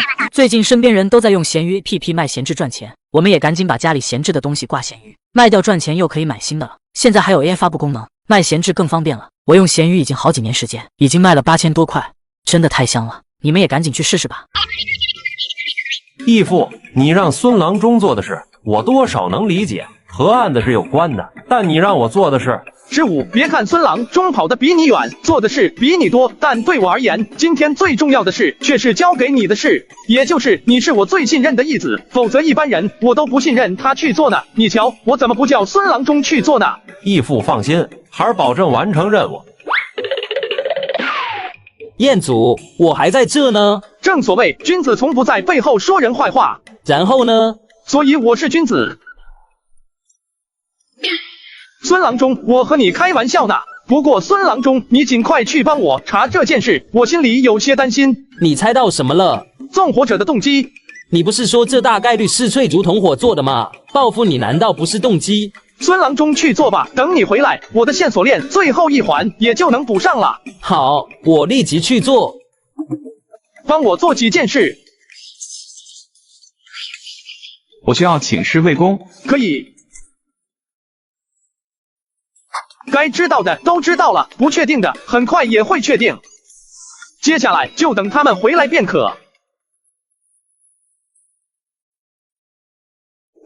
破案了。你说虾仁破案了？是啊，虾仁破案了，他让下官叫代公与魏公去远宗室，他要推理案情，揪出纵火者了。哈哈哈哈哈！虾仁真他娘的是个人才，睡了半个时辰竟然还能破案。老魏，你瞧，本官就知道没看错人。这么精彩的剧情，肯定要更换一部新的设备来观看。那闲置下来的设备应该怎么办呢？最近身边人都在用闲鱼 APP 卖闲置赚钱，我们也赶紧把家里闲置的东西挂闲鱼，卖掉赚钱又可以买新的了。现在还有 AI 发布功能，卖闲置更方便了。我用闲鱼已经好几年时间，已经卖了8000多块，真的太香了。你们也赶紧去试试吧。虾仁，人到齐了，开始吧。今天老戴的目光怎么如此和蔼？在指出谁是纵火者之前，我先为大家解开纵火者的作案手法。作案手法不是直接放火。按照郑御史所言，卷宗室刚起火，他就发现了，而他并未发现任何人影。随着他喊声响起，四面八方的人迅速都赶来了，他们也都没有看到可疑身影，所以可以确定纵火者不是直接放火的。老师，皇宫闹鬼案中的鬼影是如何在众目睽睽之下出现的？戴尚书应该没忘吧？难道这也是定时装置？定时装置如何定时？孙郎中，还记得我之前从地上捡起了什么吗？笔筒，应该叫瓷质的笔筒。不都是笔筒吗？这还有什么区别？所以说你就是个粗鄙的武夫，脑子都长肌肉里了。诸位能发现什么吗？不就是烤黑了，还有什么特殊的吗？虾兄，你就别难为我了，我可没有你那种神探的能耐。不知道。这个笔筒其实没什么特殊的，就是被烤黑了。但要说不特殊吧，它也还是有些特殊的。而它的特殊之处在于它的内部，里面也被烤黑了。没错，里面也被烤黑了。诸位请随我的描述想一想，这笔筒是用来装笔的，正常情况下它应该怎么放置？当然是向上放置。笔筒是向上放置的，唯一能接触它的就是桌子上的火焰了。可是桌子上的火焰最多也就能包围笔筒的外面，而无法烧到里面去，那这就有趣了啊！笔筒外面能被烤得漆黑，这十分正常，可里面呢？为何没有被火焰给烤到的里面却也是黑的呢？要知道，我发现它时，它的里面可是一点灰都没有啊！这代表即便是它掉落到地面上后，也是不可能有任何燃烧的火焰掉落其中的。如我刚刚所言，它是不应该黑成这个样子的，最多也就是靠近口子的地方可能被火燎到，黑一些，但不该是里面都黑的。而它之所以会这样，只有一个解释，那就是专门有火焰在它内部燃烧，并且这火焰燃烧后还不会有任何的灰落入其中。孙郎中，你还记得在我发现这个笔筒后你说过的话吗？什么话？你说这个瓷质的笔筒运气很好，从桌子上摔下来竟然没有摔坏。对，我是说过了这句话，怎么了嘛？诸位请看，还觉得它是单纯的幸运吗？难道？明白了。我明明每个字都能听懂，怎么义父将这些字连在一起，我就完全不懂了。义父，这究竟是怎么一回事？这么精彩的剧情，当然要配一些炸鸡跟薯条，边吃边看。现在大家都上闲鱼买卡券省钱，我就经常上闲鱼抢麦当劳超低套餐券，点击左下角上闲鱼搜省钱神券，每周还能0元抽奖，免费的麦当劳真香，大家快去看看吧，和我一起来省钱。大家也看到了，这笔筒很薄，陶瓷制品又十分脆弱，从桌子上摔下来不可能会完好无损，怎么也该碎个茶吧，可它却没有。这样的情况只可能有一个理由，那就是它不是掉下去的，而是一开始就在地上。该是如此。赵师武连忙小鸡啄米的点头，生怕慢一点就暴露出只有他不懂的真相。知道了这2点，那很多谜题就能揭晓了。为什么笔筒会一开始就在地上？为什么它不该烧黑的地方却烧黑了？为什么我说它必须是瓷质笔筒？再结合我最初的推断，纵火者用的是定时装置，那么真相就明了了。按照你的意思，其实这笔筒就是定时装置。应该说，笔筒以及在笔筒里燃烧的东西组成了定时装置。燃烧的东西是什么？还记得冒充鬼影的树叶小人是怎么在需要它掉落的时候掉下去的吗？蜡烛，你的意思是说，在笔筒里燃烧的也是蜡烛？不错，就是蜡烛，这种随处可见，并且随时可以拿来用，还能准确预估其燃烧速度，从而确定时间的东西。将蜡烛放在纸上点燃，然后用笔筒罩住，基本的装置就是这样了。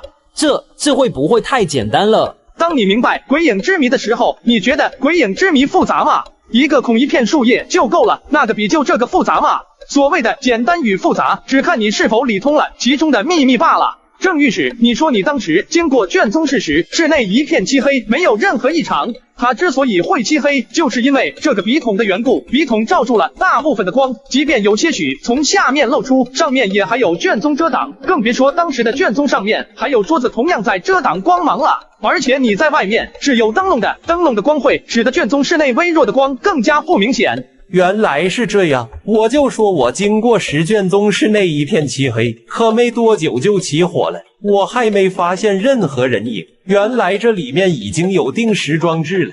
烛火燃烧是按照一点速度下降的，当烛火烧到最后，那火焰便会直接点燃纸张，将其引燃，而纸张一燃烧起来，也就彻底起火了。蜡烛在设计的时候就担心烧到最后可能会引燃一些东西，所以在烧到最后时，一般都会随着灯捻的结束而熄灭。就这么点纸张，再快也不至于迅速引燃卷宗是吧？魏公说的确实有理，但如果纵火者用的蜡烛专门用匕首削过呢？那灯捻直接连接到了纸张上呢？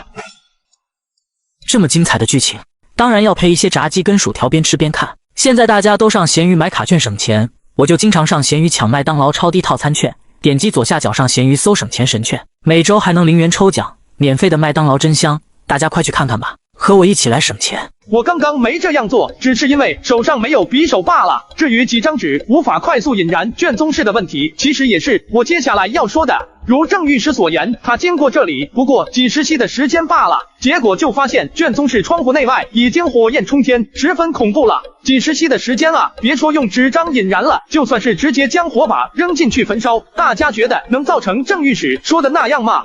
郑御史难道在说谎？我可以对天发誓，这件事上我绝对没有说谎，就是几十息的时间。你的意思是说，这卷宗室内被人撒了火油？对的，若是火油的话，那就说得通了。提前将火油撒在桌子窗户上，并且连接纸张，那么只要纸张点燃了，火油就能迅速燃烧了。真的是火油吗？即便不是火油，也绝对是类似的助燃之物。而且还有一点可以佐证，你们看，发生了这么严重的火灾，可是这火灾造成的伤害却是如此泾渭分明。正常来说，都这么大的火了，别说桌子了，那些易燃的卷宗也都该完蛋了。可是卷宗完全没有被波及，而唯一能解释的就是纵火者撒了火油之类的助燃之物，并且只撒在了窗户上和这半边桌子上。你们所看到的十分恐怖的火焰，都是这种东西在燃烧。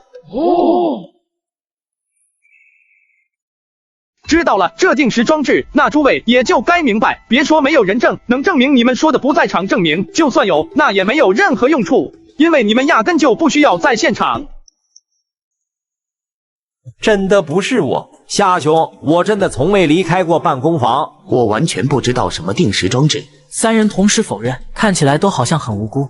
三位御史，先别忙着否认。本官已经问过了，刑部之所以将你们定为嫌疑人，是因为戌时3刻后，最后一批在卷宗室忙碌的人是一同离开的。他们离开后，也就到了下职的时候，除了你们3位还有任务在身，没法离开，其余人都走了。守在门口的侍卫也能证明，除了亥时周御史出来取过东西，再也没有任何人出入过这里。也就是说，这里只有你们3个大活人。你们告诉我，倘若纵火者不在你们3人之中，那还能从哪冒出来？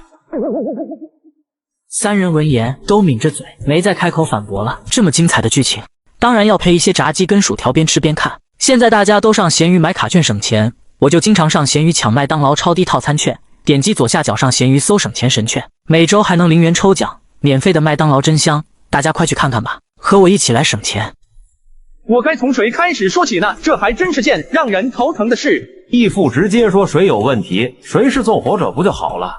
这句话说得好，可若是他们的口供都有问题呢，那又该如何？什么都有问题？这一瞬间，所有人视线都唰的一下齐齐落在了郑峰3人身上。你们3人身为御史，却面临询问之事皆有隐瞒，你们还配称之为御史吗？倘若所有御史皆是你们这样，你们让百官如何服我御史台？天下万民如何信任我御史台？魏公，我没有，真不是我放火的。魏公，我是冤枉的，你是知道我的，我绝不会犯这种错误。魏公，我无愧于御史之身。看他们的神情都不似作伪，可这更让众人迷茫了。虾仁，别卖关子了，说吧，这究竟是怎么一回事？我是第一个见到郑御史的，那就从郑御史开始说起吧。我告诉你的话都是实话，而且我若是纵火者的话，那我怎么会在火刚烧起来时就连忙大吼大叫？我等着火势再大一些，根本没法救的时候再喊人不好吗？好像是这个理。等火势再大一些，或许真的就没法救了，卷宗室肯定要烧完了。赵师武听着他们的话，不由挠了挠脑袋，他也觉得郑峰的话有些道理。原来彦祖竟是将郑峰此刻的反应都提前料想到了。我有几个问题，希望郑御史能为我解答。什么问题？第一，郑御史的办公房我去过，那办公房距离这卷宗室可以说是这一片区域里最远的了。如郑御史所言，你不过就是出来吹吹夜风，让自己清醒一下罢了。可这吹风的距离是不是有些太远了？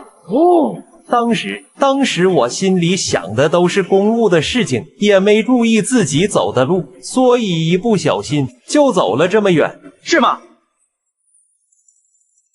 当然，我也不是故意走这么远的，倒是一个能够说得通的理由。那第二个问题，既然郑御史说你是想着公务的事，不小心走了这么远，那我就好奇了，既然你是无意识走到了这里，那为何郑御史你要进入比卷宗室更远的杂物室呢？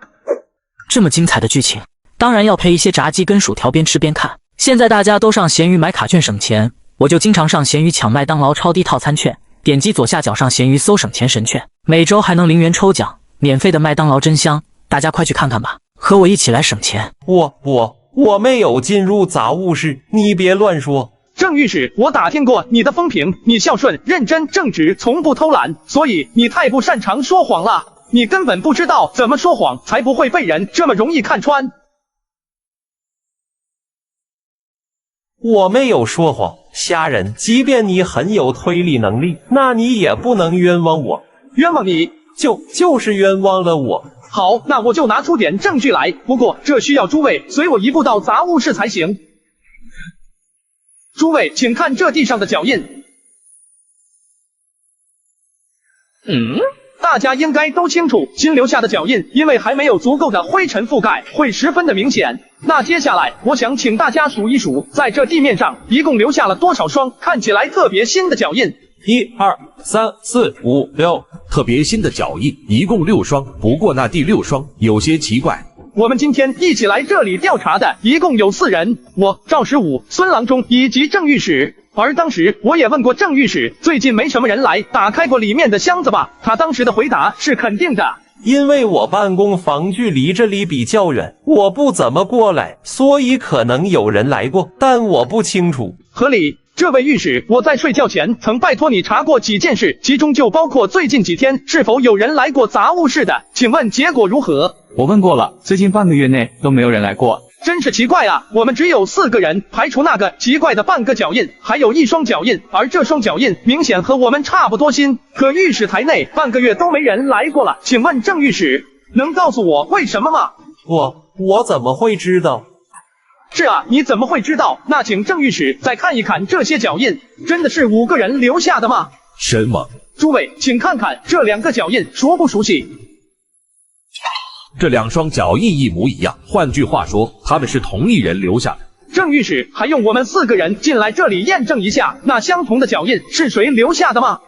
我的鞋子没什么特殊的，也有其他人和我是一样的鞋子。还不死心啊！郑御史可知道我为什么非要来这杂物室不可吗？为什么？郑御史不妨摸一摸自己的斧头，这是网条状的灰尘。诸位可能不知，在第一次见到郑御史时，我就在郑御史的官袍上以及斧头上注意到了这些灰尘。当时我还以为那是郑御史救火导致的，可转念一想，我就把这个猜测给否了。这么精彩的剧情，肯定要更换一部新的设备来观看。那闲置下来的设备应该怎么办呢？最近身边人都在用闲鱼 APP 卖闲置赚钱，我们也赶紧把家里闲置的东西挂闲鱼，卖掉赚钱又可以买新的了。现在还有 AI 发布功能，卖闲置更方便了。我用闲鱼已经好几年时间，已经卖了8000多块，真的太香了。你们也赶紧去试试吧。因为火焰燃烧产生的灰烬与这种明显是灰尘的灰是完全不同的，这不可能是救火时沾到的灰，所以当即我就意识到郑御史一定去到过一个很脏的布满了灰尘的地方。现在郑御史可明白为什么我在听说距离你昨夜发现火灾之地如此近的房子是杂物室时非要去查看吗？所以你根本不是好奇，而是为了去验证那是否是我昨夜所去之地。不错，我现在只有2天活头了，破案之事如悬在我脖子上的刀，我岂能无缘无故浪费时间去与案情无关的地方？没错，在昨晚发生火灾之前，我的确来过这里。我斧头上沾的灰尘，不出意外，应是推开门时，门框上面的灰尘震落掉上去的。我没注意，不曾想，就这平常不值一提的些许灰尘，却成为了让我暴露的决定性证据。在听说你要来调查时，我还心有侥幸，觉得即便你能破获皇宫闹鬼案，也可能只是巧合。可现在我才知道，我有多可笑。倘若知道你早已发现了我的秘密，我还何必如此可笑的伪装？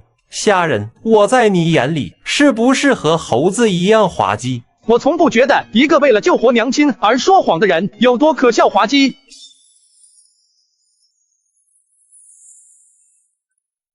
我从不觉得一个为了救活娘亲而说谎的人有多可笑滑稽。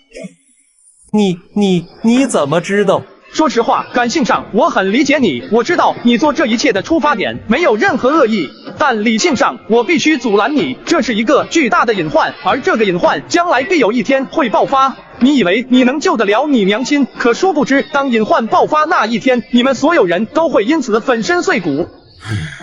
郑御史，这世上不会白白掉馅饼的。虾仁，这究竟是怎么回事？什么隐患？什么娘亲？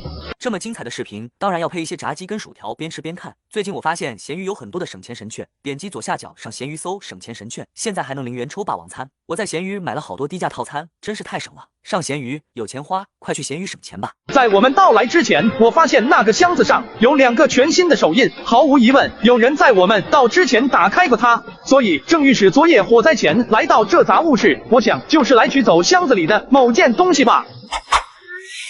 不错，义父，这箱子里都是用坏了的文具，还有什么可取走的？他带走的可不是这些杂物，而是一些金银珠宝之类的贵重物品吧？本来我也不确定，直到我让孙郎中打听了郑御史家中的情况后，才有的推测。郑御史的娘亲在2个月前突然得了重疾，卧床不起。郑御史十分孝顺，自然是倾尽全力去救其娘亲。可2个月的时间已经让其耗尽了家财，但仍旧远远不够。郑风听着，双手死死地握了起来，他闭着眼睛，脸上满是无力之色。所以，若说现在有什么事对郑御史而言是十分重要，甚至能够让他违背自己的正直本性的话，也就是救他娘亲了吧？没错，我取走的就是一袋金银珠宝，我太需要它了，我没有办法。你娘亲重病，为何不告知本官？告诉魏公又有何用？魏公为官清廉，两袖清风，让魏公知晓，不过是徒增烦恼罢了。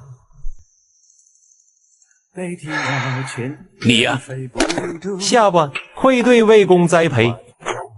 戴胄看着自己的老对头，虽然魏征什么都没说，但戴胄何尝不知道魏征此时内心的痛苦与失望。继续吧。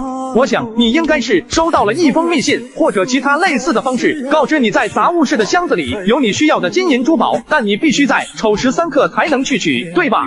没错。所以彦祖最初问你时间的时候，你才会记得那么清楚。你根本就不是听别人说的，而是你必须这个时间来取东西，所以你是亲自数着时间的。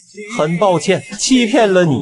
可钱袋呢？我们刑部早就对你们搜过身了，你身上没有任何钱袋啊。钱袋，郑御史不是早就告诉过我们了？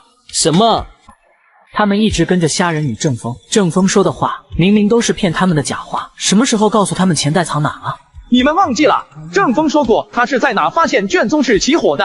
你是说那钱袋难道？我想你应该是快速冲进杂物室内，将钱袋取走，然后就想着赶紧返回自己办公房将其藏好。可没想到，你刚走出杂物室没多远，就忽然发现卷宗室起火了。你担心卷宗会被烧毁，慌忙之中便直接就近找了个位置，将钱袋一放，然后就连忙喊人了，是吧？没想到你连这个都猜到了。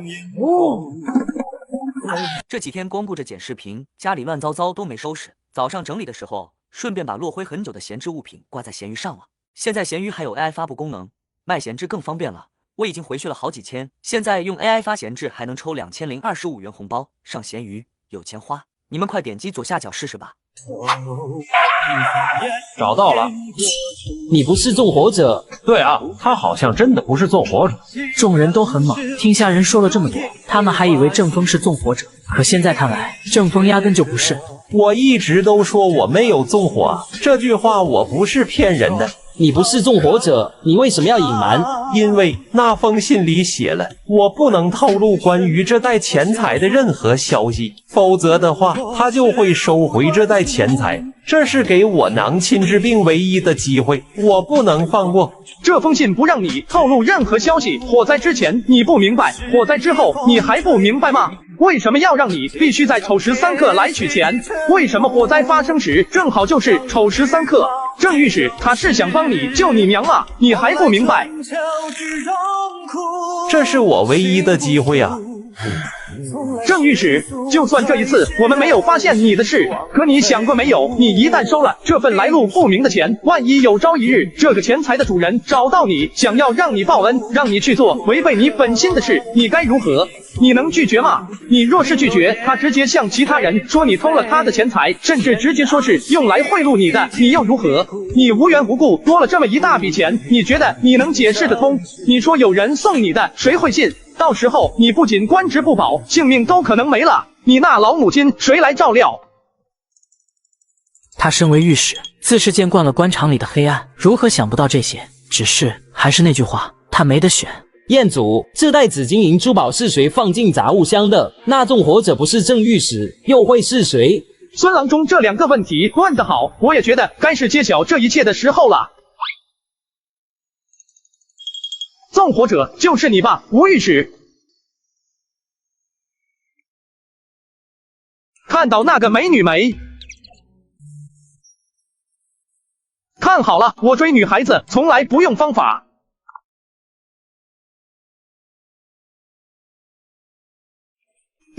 美女，我喜欢你，你喜不喜欢我呀？不喜欢。那没事了。哇，真是大开眼界啊！不客气。是你，吴御史，怎么会是你啊？抓住他！魏征目光中充满着意外，又夹杂着失望。他看着在整个御史台内最像自己的吴敏行，沉默了许久。真的是你？魏公，对不起，我辜负魏公的信任与托付了。最近忙着剪视频，家里乱糟糟都没收拾。今天收拾出很多闲置的物品，不知道该怎么办。正好之前在闲鱼上卖掉了不少闲置物品，赚了点零花钱。闲鱼复苏季马上来了，赶紧上闲鱼搜，有钱花 AI 帮你轻松发布闲置物品，还能有机会抽取2025元红包。点击左下角去闲鱼复苏季 AI 发闲置，抽大奖，上闲鱼有钱花。这吴御史，这算是承认了？应该算是承认了吧。吴御史，怎么会是你呀？魏征附在身后的手直接握成了拳头，他脸上的神情重新变回了不苟言笑，甚至是面无表情，仿佛在看一个陌生人一样看着吴敏行。熟悉魏征的代胄知道，魏征这是哀莫大于心死。你果然知道纵火者是我了。我以为你会否认。原本我是想否认来着，但在看到你刚刚的推理后，我便打消了这个想法。你太恐怖了，恐怖的让我觉得在你面前说任何谎话，下一息就会被戳穿。你能如此抽丝剥茧，将郑风的一切秘密都查了出来，那我估计也瞒不过你。既然如此，我又何必做那滑稽的猴子，在你面前继续伪装？若是所有人都和你一样的想法，那我们这些搞刑狱的就会轻松许多了。不过我还是很好奇，我究竟是哪里做的不够好，让你发现纵火者就是我的？吴御史，我其实是从3件事上判断出你就是纵火者的。哪3件事？第一，你的办公桌。孙郎中，还记得吴御史的办公桌有什么特点吗？当然记得，他的办公桌特别干净整洁，你还专门称赞呢，说和郑御史的办公桌相比，简直就是2个极端。没错，特别干净整洁，干净整洁到什么程度呢？简直就像是告老还乡，辞官离开一样，不干了，再也不回来了。挥一挥衣袖，带走属于他的最后一片云彩，只留下第一天上之时桌子上本就有的东西。他桌子上只剩下笔墨砚和烛台，甚至连一张多余的纸张都没有。原来是这样，这不很正常吗？本官每次下之时，桌子都是这个样子。这几天光顾着剪视频，都没有时间逛一逛。2月15日起，闲鱼分手节大促，大牌包包、数码产品等超多好礼限15折起。点左下角上闲鱼搜闲鱼分手节，速速去捡漏吧！你们有什么前任送的闲置，也可以挂闲鱼卖了赚钱。魏公，您老是我们所有人的榜样，我们能做到您的2、3成就不错了。更别说郑御史曾说过，他们每一次晚上熬夜处理公务，都疲惫的不行，每次处理完公务后，都恨不得立即闭上眼睛睡觉，根本就没有心思去整理桌面。我也让人去询问过和吴御史在同一个办公房的其他御史。下官问过了，他们都说吴御史和其他人一样，若是办公到很晚，也都不会怎么整理桌面，都会第2天早上再去收拾。你们，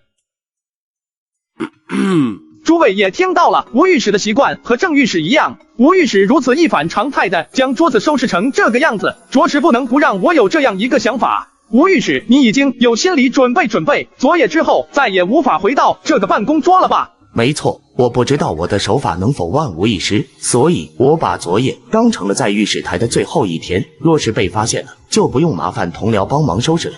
哦，真是这样，义父也太神了。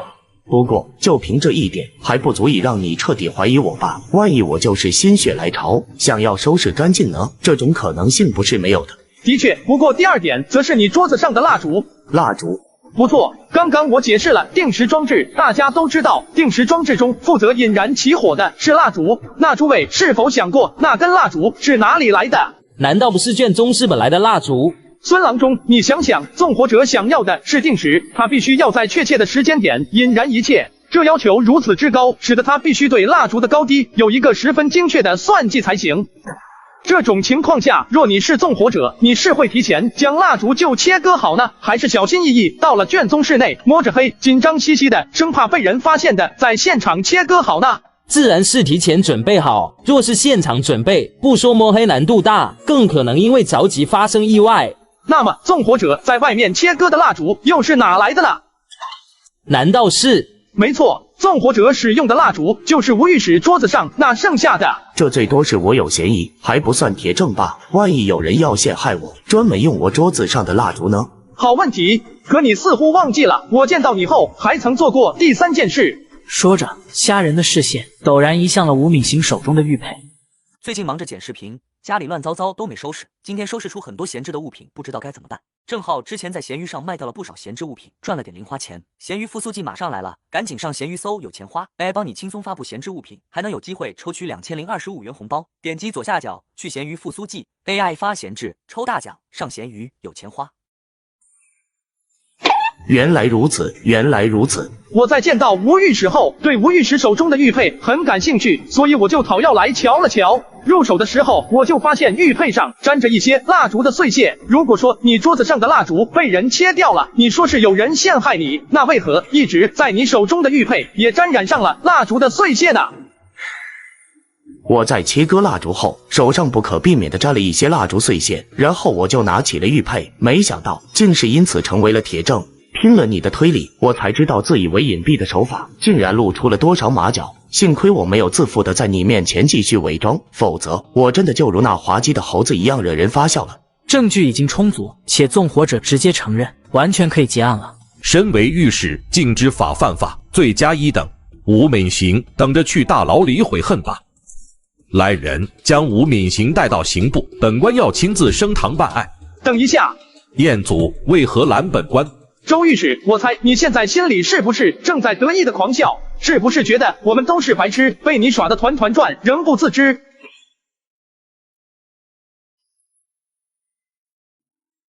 你这话是什么意思？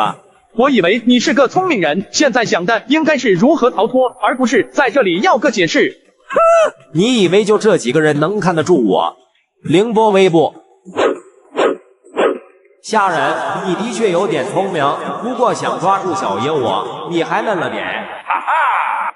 知武还记得为父教你那招从天而降的掌法吗？义父当然记得。每天剪辑视频做太久了，想运动一下。最近刚好在闲鱼买了一双跑鞋，超划算的。现在闲鱼推出了全新正品运动潮鞋品牌闲鱼小黄盒，全新正品超低价。现在上闲鱼搜索小黄盒，还有机会抽免单，让你买到新衣好鞋。上闲鱼有钱花，大家快去看看吧。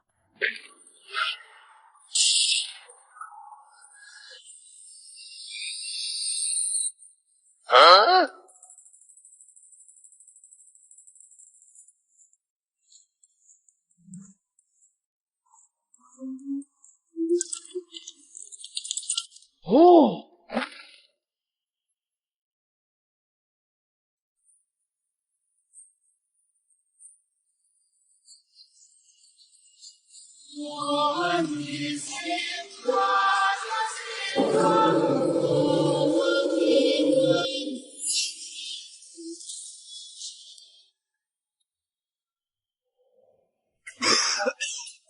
给个机会嘛！跟法官说，成王败寇，让我死得明白吧！你是怎么怀疑我的？第一个，你说你昨晚起火之前，除了去取过东西外，就没有离开过办公房。可为什么你办公房的地板上会沾着只有吴御史办公房门前才有的泥呢？什么？在吴御史的办公房时，我还曾调侃吴御史桌子那么干净，唯独地面沾了泥巴，破坏了这种干净。然后我再去周御史的办公房后，也曾调侃2个院的办公房一模一样，实在是没有特色，连泥巴都一脉相承。可就在我调侃的那一瞬间，我猛然意识到这泥巴不该出现。御史台地面都十分干净，走起来无比平稳，整个御史台也就吴御史办公房门前的路面坏了，露出了里面的泥巴。所以周御史，你说你没去过吴御史的办公房，那你脚下的泥巴是哪里来的？第二个问题则是你跟吴御史都说过月亮。什么？月亮能有什么问题？义父，你是想说昨夜没有月亮吗？所以他们说的话是有问题的。笑话，昨夜那么大一个月亮明晃晃的挂在天上，岂会没有？你以为我会犯这样的错误？没有月亮硬说有月亮。我只是说昨夜是有月亮的，但我可没说你赏月的时候也有月亮啊。可你忘记了昨夜是初七。孙郎中，你学富五车，就由你来给大家讲解一下吧。初七。每月的初七、初八以及22、23被称作上弦月，这4天最为特殊，因为这4天的月亮是以午夜为界限，一半有月亮，一半没月亮。不错，但无论是亥时还是戌时3刻，都是前半夜。可你们看到月亮时，却是在丑时，那时早已后半夜了。你说你们看到的月亮是哪来的？众人一脸懵逼，他们怎么都没想到，连月亮都能为虾仁作证。每天剪辑视频做太久了，想运动一下。最近刚好在闲鱼买了一双跑鞋，超划算的。现在闲鱼推出了全新正品运动潮鞋品牌闲鱼小黄盒，全新正品超低价。现在上闲鱼搜索小黄盒，还有机会抽免单，让你买到心仪好鞋。上闲鱼有钱花，大家快去看看吧。真没想到，竟然让你走了这样的狗屎运！我在找理由时专门思考过这件事，就怕口供出现问题。可我没想到，那月亮竟然下半夜自己跑了。若非我注意力都放在了郑峰和吴敏行这2个废物身上，没有再抬起头看一眼夜空，岂会被你找到这样的破绽？不过被抓了又如何？我的目的已经达到了。虾仁，我想以你的本事，你不会不知道我做这一切的原因吧？你和翠竹是一伙的吧？不错，所以你该明白，我这样做就是为了给你一个教训。这世上有些存在是你根本得罪不起的。你敢破坏我们的计划，你还想用赵德顺案的卷宗活下去？做梦吧！周然，你死期将至，竟还敢大言不惭！哈哈哈哈哈！戴胄，纵使你是刑部尚书，你也不能无缘无故公然保护一个被百姓们骂作狗官的死刑犯吧？赵德顺案已经接了，卷宗也被毁了，翻不了案了。虾仁表现的再好又如何？他也不还是死路一条。对，戴尚书何必与一个无知的可笑之人动怒？周然，你以为你真的赢了？你以为你真的毁掉了赵德顺案的卷宗？什么？吴御史，你在说月亮里有猫的时候，故意露出慌张之色去解释，为的就是吸引我的注意吧？不过虽然你演得很好，但你还是有些做作了，让我一眼就看出你是故意这样说的。你明知道月亮不存在，却还是说在月亮里看到了猫。我想你就是为了提醒我那猫有问题吧？所以你爬树真的是为了救猫吗？还是说是为了往树上藏什么东西呢？听着虾仁的话，所有人大脑嗡的一下，脑子都快要被这些原本已经认定的事，又忽然反转给炸开了。冷静，一定要冷静，别大惊小怪的，要体面。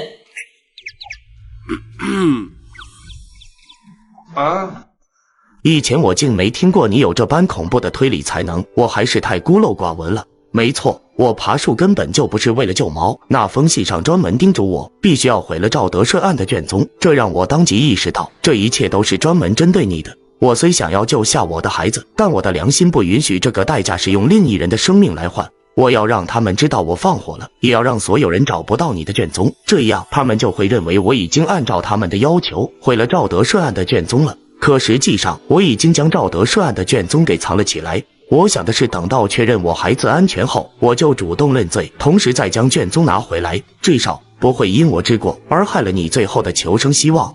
每天剪辑视频做太久了，想运动一下。最近刚好在闲鱼买了一双跑鞋，超划算的。现在闲鱼推出了全新正品运动潮鞋品牌闲鱼小黄盒，全新正品超低价。现在上闲鱼搜索小黄盒，还有机会抽免单，让你买到心仪好鞋。上闲鱼有钱花，大家快去看看吧。真是一个善良正直的人，怪不得所有人都说他最像魏征，怪不得魏征对吴敏行是纵火者的事那般失望。他真的不应该走到这一步的。好人，我看是阴险狡诈之辈才是。吴敏行，我是真没想到你竟然也如此阴险，能背着我做出这么多事来。不过，你真以为我不知道你做的这些事吗？什么？你难道忘了我和你共事这么多年，会不了解你？虾仁，我不得不承认，你的确有些小聪明。你对吴敏行一点也不了解，却能在如此短的时间内将吴敏行的一切都推断出来，这的确很厉害。但还是迟了。我在知道吴敏行将赵德顺案卷宗给藏起来后，我就一直在考虑，在寻找，直到我看见吴敏行头上的叶子时，我才知道他将卷宗藏到了树上。借出宫之事找到后，我便将其撕碎，扔进了茅厕。若是你现在去茅厕里捞一捞的话，或许你还能凑得起。周然的笑声刺耳的响彻着，令周围所有人的神情一变，均担忧地看向虾仁。周然，你觉得我都已经推测出卷宗藏在哪了，会不去取，任由它放在那里，等着你去毁掉？赵15，你肯定憋得不行了，说说吧，我都让你干了些什么？见过吴御史后，义父便让我去爬树，用一份废弃的卷宗替换了真正的赵德顺卷宗，所以真正的卷宗现在在我这里。怎么会这样？我孩子呢？我孩子现在怎么样了？我死了，你觉得我能让他也活着？你吴御史放心吧，你孩子没事，他骗你呢。虾仁，真的吗？孙郎中，你来说吧。事实上，在见过吴御史后，彦祖就给我交代了一个任务，就是让我派人去吴御史的府上查看情况，看看是否有人失踪了。然后我发现根本没人失踪，你的孩子正高兴玩着呢。太好了，他没事，太好了。周然，虽然你足够可恨，但还好你们履行了诺言。吴御史，你还真信这样卑鄙的人会履行诺言？什么？周然，我承认你们组织确实够阴险狡诈的。你利用郑御史的孝顺，用金钱诱惑他为你当替死鬼，如今更是复刻出一枚跟周御史孩子身上一模一样的玉佩，利用一位父亲对孩子的疼爱，什么都没做就将周御史控制住了。这几天光顾着剪视频，家里乱糟糟都没收拾。早上整理的时候，顺便把落灰很久的闲置物品挂在闲鱼上了。现在闲鱼还有 AI 发布功能，卖闲置更方便了。我已经回去了好几千，现在用 AI 发闲置还能抽2025元红包，上闲鱼有钱花。你们快点击左下角试试吧。吴敏行当即如遭雷劈，看着手中的2枚玉佩，回想着虾仁所说的空手套白狼的真相，他捂住了自己的脸，全身都在剧烈的颤抖着。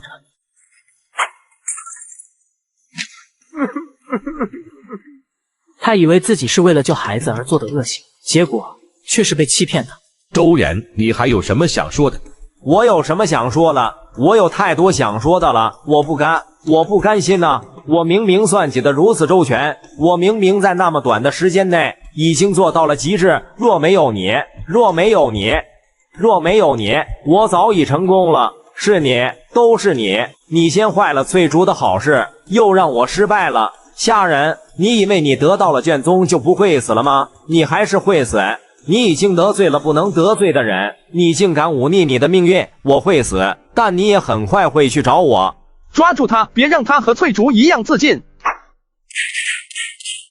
翠竹是完全没有准备，才不得不用拆子的。你以为我会没有准备吗？不好，他牙齿内绑着一个小毒囊，刚刚将毒囊咬破了。其实关于这次对付你，我还有件事没有告诉你。你以为你真的什么都知道吗？巧了，我也有件事没告诉你。你众人见状都不由面面相觑。其实虾仁刚刚只是为了一个猜测，他告诉周然说他已经知道全部的秘密了。真正指使周然做这一切的是另一个虾仁。周然本已濒死，意志不再那般坚定。听到他这话后，因触及其内心，果不其然露出了惊恐意外之色。而这彻底证明了虾仁的猜测。果然，这一切的幕后黑手是原大理寺虾仁，还真是一个可怕的敌人。注意看，这个男人的小妈在他耳边轻轻说了一句：“半夜3更来我房间，小妈带你玩点刺激的。”于是男人半夜来到他小妈房间，轻轻地撬开了房门，掏出深藏许久的东西，狠狠地刺入。当夜亥时，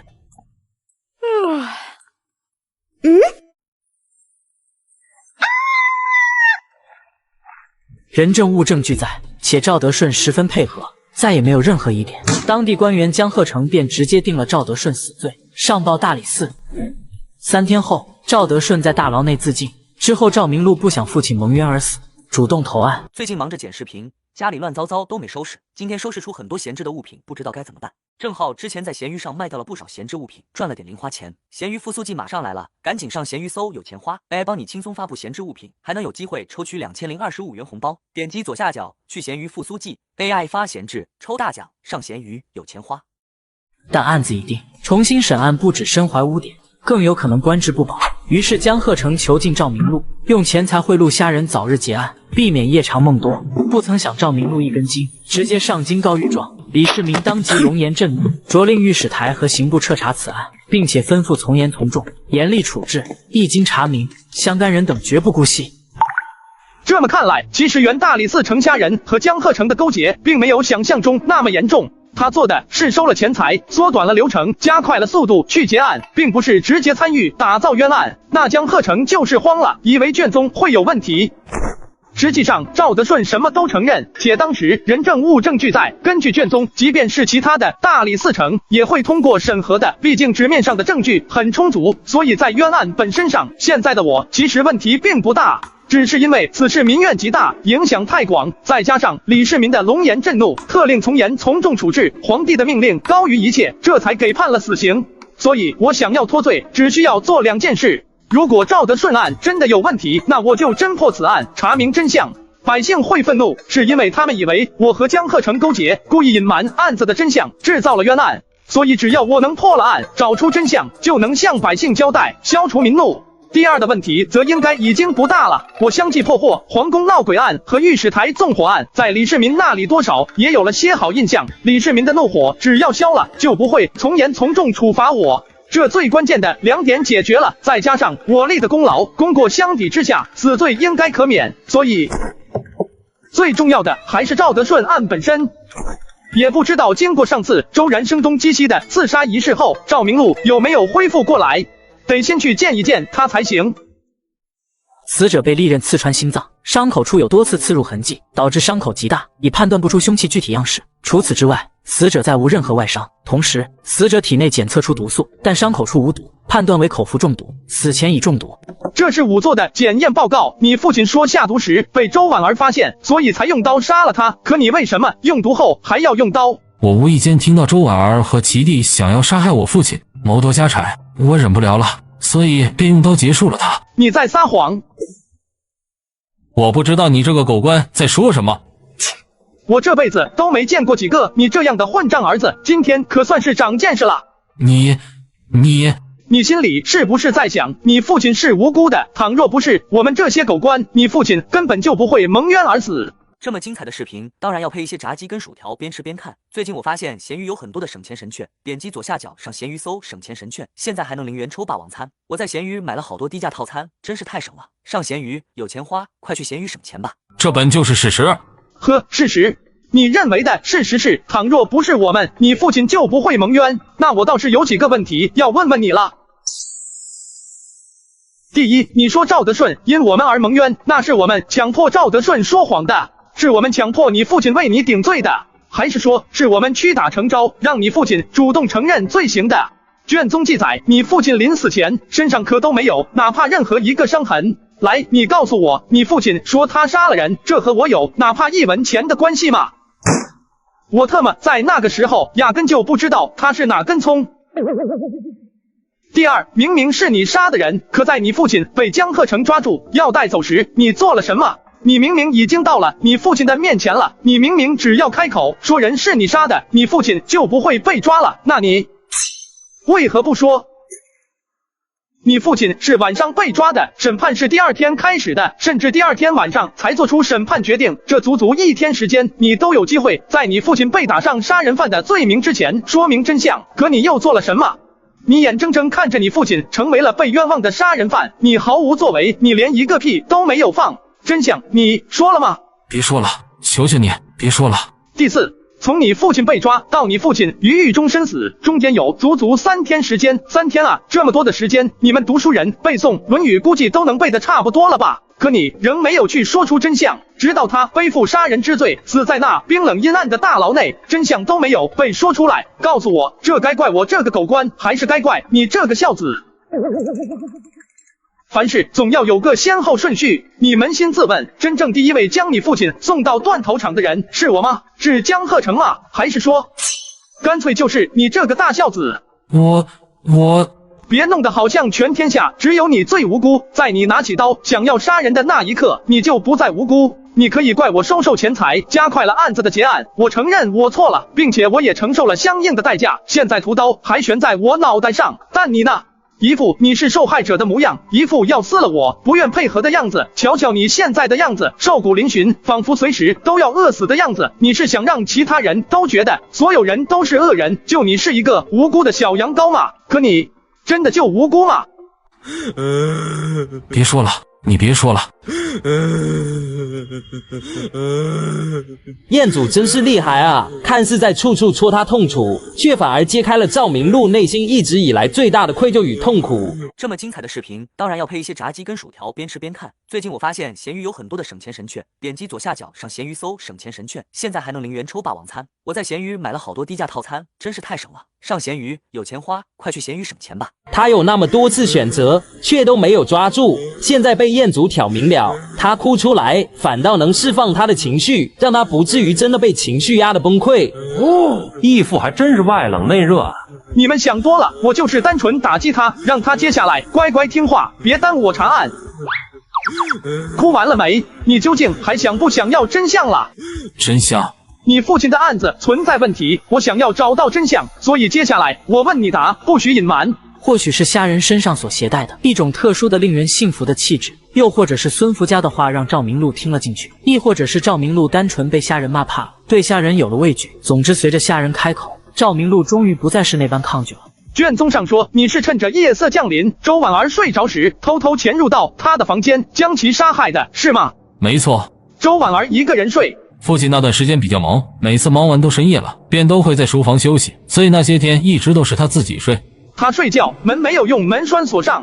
锁上了。那你怎么潜入进去杀人的？大唐初期的窗户，普通人家以直棂窗为主，这种窗户是不可开闭的，暖和时糊上一层窗户纸就行。天气寒冷了，便会挂上帘子，用来挡风。我在门外用匕首从门缝伸了进去，然后向上将门栓挑了起来。没想到你还有这般本事，怎么书里还教你如何偷偷进入他人房间的手法？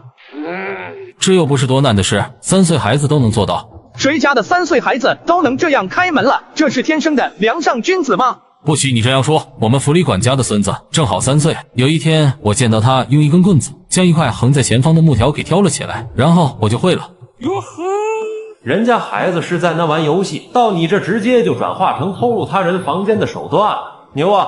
你一下子就成功了？哪是那么容易的，我从来没试验过，一开始有些不顺手，弄了好几次才将门栓真正挑开。以你这样生疏的手法，肯定制造了一些声音吧？周婉儿就没察觉？他睡得沉着呢，别说我挑起门栓的过程，就算是门栓最后不小心掉到了地上，都没把他给惊醒。门栓掉到了地上，卷宗里怎么没有？这很重要吗？又不是什么特殊的事。继续。之后就跟卷宗里记载的那样，赵明路找到床榻，将匕首送入了周婉儿胸口。停！周婉儿晚上睡觉点着蜡烛。你怎么知道？有些事不需要白纸黑字便能推理出来。这几天光顾着剪视频，家里乱糟糟都没收拾。早上整理的时候，顺便把落灰很久的闲置物品挂在闲鱼上了。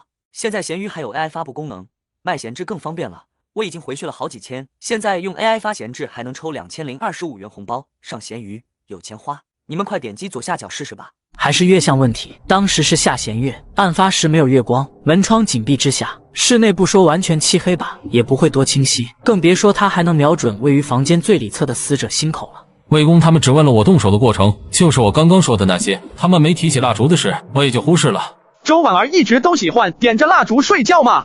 他说他怕黑，所以总要点着蜡烛，但要我看，他就是亏心事办多了，疑神疑鬼。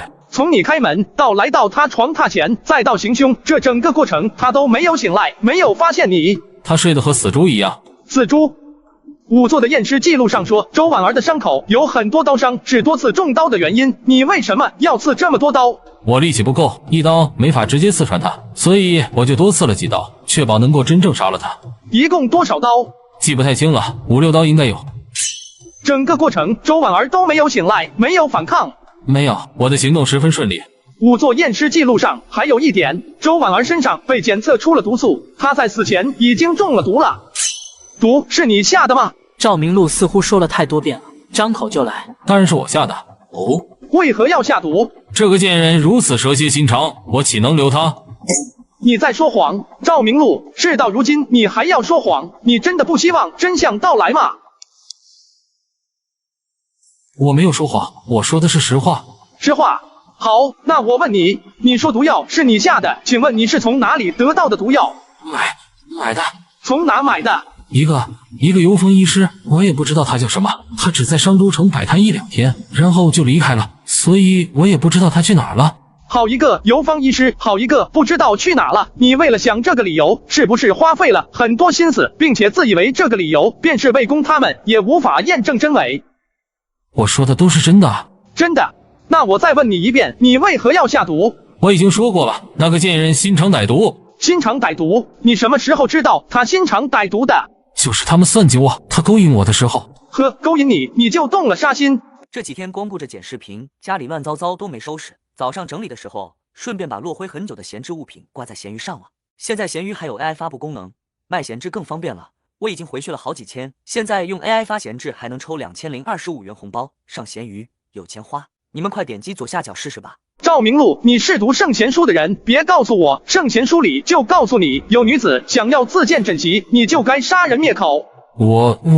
我再问你，他勾引你，你为何不告诉你爹？爹爹本就忙碌，我不想让他在这件事上浪费心神。而且那个贱人伪装得很好，爹爹根本不知道，爹爹还很宠他。爹爹若是知道了，会十分伤心。再说，我也不知道该怎么和我爹说，并且若是这件事被别人知道，更会让我赵家门楣受辱，面上无光。你下毒杀人，把姨娘杀了，就面上有光了，就不会让你爹浪费心神了，你爹就不会伤心了，你就好意思和你爹说了。赵明路，你还要找借口吗？你真正动了杀心的时候，只听说他们要杀你爹，可你没有证据能证明这些，你怕你说了也没人会信你，所以你为了保护你爹，只能选择先下手为强，这才是你动杀心的动机。也就是说，你动杀心和你动手是在同一天，既然是同一天，你都已经决定用刀杀人了，又岂会再用毒？再说，你一个不谙世事、只读圣贤书的人，你知道去哪买毒药吗？我现在给你1天的时间，让你去长安城内买毒药。你要是能在药房里买到毒药，我就敬你是个汉子。别解释了，也别找借口了，事实只有一个，那就是毒根本就不是你下的。在下人的步步紧逼之下，赵明路一五一十地承认了没有下毒一事。我想你之所以说是你下的毒，是为了给你父亲顶罪吧？什么？赵明路要为赵德顺顶罪？这不是赵德顺为赵明路顶罪吗？你以为你做的这一切是为了孝心，可你凭什么就认为毒是你父亲下的？在周婉儿中毒前一天，我父亲曾与他发生过争吵，并且还扇了他一巴掌。所以你就认为这毒是你父亲下的？你亲眼看到了？什么时候给人定罪？他娘的，连证据都不需要了。老子查了那么多案子，还是第一次见过如此草率定罪的，特么还是儿子给父亲定罪的。你说你父亲与周婉儿发生争执，难道处理一个小妾非要他亲自动手吗？你觉得九泉之下的赵德顺会因为儿子怀疑他做出下毒之事而欣慰吗？我不是人，要不要阻止他？让他发泄一下吧，他不过了心中那道坎，以后也没法冷静的配合我们查明真相。既然毒药不是赵明路下的，赵德顺下的概率也不高，那会是谁下的？赵德顺真的是为赵明路顶罪吗？谁下的毒，暂时我也不确定，卷宗里的线索还是太少了。他故意站在婢女们能够发现的地方抛尸，并且伤口处多处刀伤，不出意外都是为了替赵明路脱罪。我要亲自问问当时的主审关江鹤城一些细节，麻烦孙郎中了。求你破案，求你找出凶手，求你让真相大白。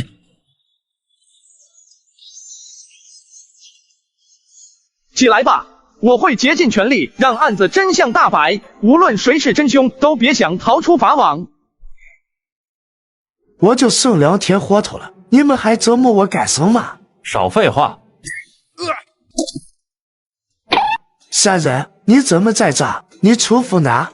我争取到了重查赵德顺案的机会，若是你表现良好，也许还能有其他的结果。真的？我说，我什么都说，只要能让我活命，我什么都说。戴胄已经告诉下人，李世民给了他10天的时间，让他侦破此案。赵德顺被关押3天就死了，是不是你滥用私刑？是不是你见他赵家家财万贯，起了贪墨之心，最终折磨他致死？我发誓，绝不是我做的，这和我一点关系都没有。我没有对赵德顺进行过任何严刑拷打，这一点所有狱卒都能作证。他一个犯了死罪的犯人，你为什么不动刑？你对一个杀人犯如此和善，我对你习惯也打听过，你最喜欢的事不是开审之前先打10大板杀犯人的威风吗？我原本其实也想动刑来着，但我的左官陆成和劝我别这么干。他说赵德顺身子骨不好，别给打死了。而且赵德顺十分配合，问什么承认什么，也没必要去拷问。他和赵德顺认识，为什么要帮赵德顺说话？上周城内谁不认识大富商赵德顺呢？也不算为他说话吧，毕竟赵德顺真的是我见过的最懂事的犯人了。只要问他，都主动说，一点也不隐瞒。既然你没有动刑，赵德顺在牢内也没有受到折磨，那他为什么会死？谁杀的他？他不是自尽的吗？谁能作证他就是自尽的？有人看到了。虽然没人看见，但他身上除了脖子上的勒痕，没有任何外伤，且他住的是单独的牢房，钥匙只有一个，而那钥匙一直有人守着。确定一整夜一直有人盯着，钥匙就没有被人偷偷拿走的机会。钥匙就挂在墙壁上，下面就是桌子，很多狱卒都在那里坐着。若是想要偷偷拿走钥匙，肯定有人会发现。我听说赵德顺死后在尸首旁留下了血字，是有血字，是一个吕字。为什么是吕字？他正亲姓吕，也许是他临死前忽然想起了他那死去的娘子，认为终于能团聚了。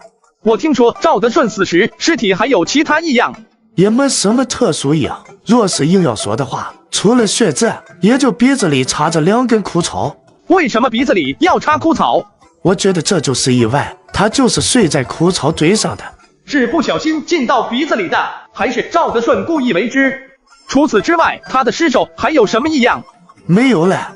在赵德顺被关押期间，可有谁见过他？临死前又有谁见过他？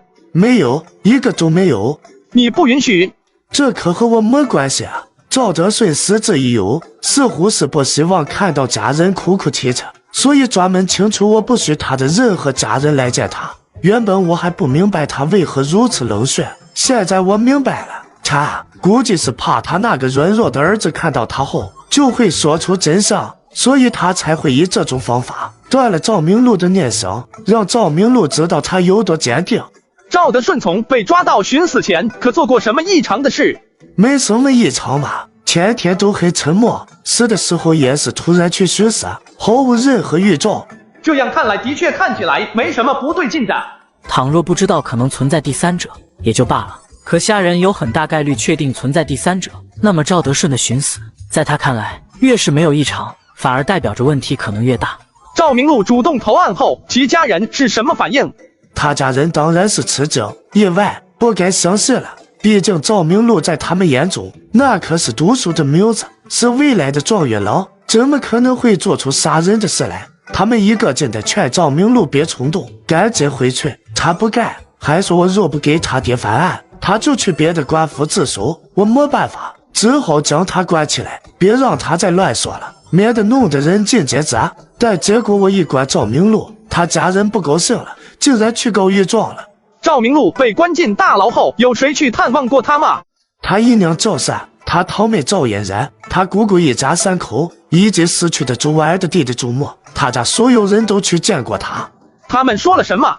他姨娘问他怎么那么傻，他堂妹哭着说有什么执念未做的，他能帮着完成。他姑姑一家问他究竟是不是他杀的人，周末则让他给妻姐偿命。还有吗？没了。行，我知道了，你就等着我此趟商州之行能有个好结果吧，不然我2人头依旧不保。等等，先别急着划走。想看后续的宝子们，可以点击左下角下载悟空浏览器 APP， 搜索名侦探柯虾，出来了第一个就是快去看小说原文吧，全文免费，宝子们快冲啊！在虾仁一行人赶赴商州之时，赵府内却发生了一件闹鬼的事情。起因是一个月黑风高的夜晚，赵德顺最小的妾室赵氏睡觉之时，一阵阴风吹过，赵氏的房门被打开，赵德顺的鬼魂就在他眼皮底下，直愣愣地飘在他的面前。你老爷鬼影是飘的直线还是飘的曲线？好像是直着来的。直着？你夫君鬼魂回来，不可能只是单纯的想你吧？他一直重复2句话，我的宝贝呢？为何不在我的身侧？你夫君这是提醒你们，给他陪葬的时候不给他放好东西啊！你们是不是苛待你们夫君了？没有，我不是故意的，是妹妹说夫君向来朴素，所以要从简的。这和我有什么关系？我这么一说，你就听了。谁让你不坚持？大哥怎么不来找我呢？我一个妾怎么能做主呢？行了，都别争了，我还有些细节要问问赵氏。彦祖，你想要破解赵德胜鬼魂之谜？来都来了，不给他们抓个鬼，他们怎么会让我这个狗官破案？你夫君鬼魂最后停在了何处？就在我的床榻前3尺远的地方。这里。再往后挪一挪。知武，义父有什么吩咐？上去看看。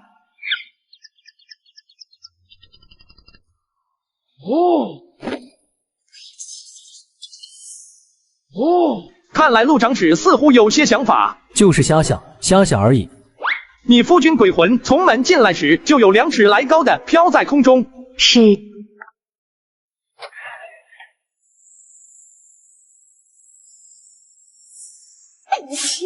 从来我赵府开始，你就感染了风寒，这都2个多月了，也没见好转。我都在想，我们赵府现在这般样子，是不是你这个病秧子给影响的？赵熙、行脸，少说点话，魏公他们正在断案，无关紧要的话少说。你在房里看到的窗外影子是如何飘的？从左到右，然后又从右到左，之后突然消失，然后门就开了。最后你夫君是怎么离开的？我身体不好，胆子也小，直接就被吓晕了，我也不知道他是怎么离开的。还是有婢女晚上出宫，路过我的房门，发现我房门开着，地面上都是鲜血，这才尖叫出声，将我唤醒的。陆长史，霞公子有什么吩咐？你们过来后有没有搜查过赵府？不瞒霞公子，本官对什么鬼怪之说是全然不信的，所以来这第一件事，本官就是命人搜查赵府，想要找出那装鬼之人或者装鬼之物。可是也真奇怪了，我们搜查了整个赵府，都没有找到任何装鬼的东西。所有房间都搜查过了？都搜查过了。房间之外的地方呢？比如园林，比如假山？也让人搜过了，也没发现。那是否有发现什么特殊的灰烬？也没有。今夜可有人离开过？没有任何人离开。这就奇怪了，没人离开，还什么都没搜到，那这个鬼哪去？闹鬼的时候，你可知是什么时辰？我似乎听到了打更人的声音，好像是子时。那婢女是什么时候发现你昏厥的？应该不到子时一刻吧？就是子时一刻。你怎么知道？我就是知道。为什么要问原因？犬子从小就对时间十分敏感，他就算睡着了，醒来时也能清楚地道出时间。哟呵，时间方面有特殊能力的神童。子时左右鬼魂出现，子时一刻就被人发现了，算上在屋子里的时间，其实给这个鬼的时间并不多，这么点时间，什么都来不及做，所以只有一种可能，那就是装鬼之物仍在赵府之中。藏在什么地方，是绝对搜查不到的。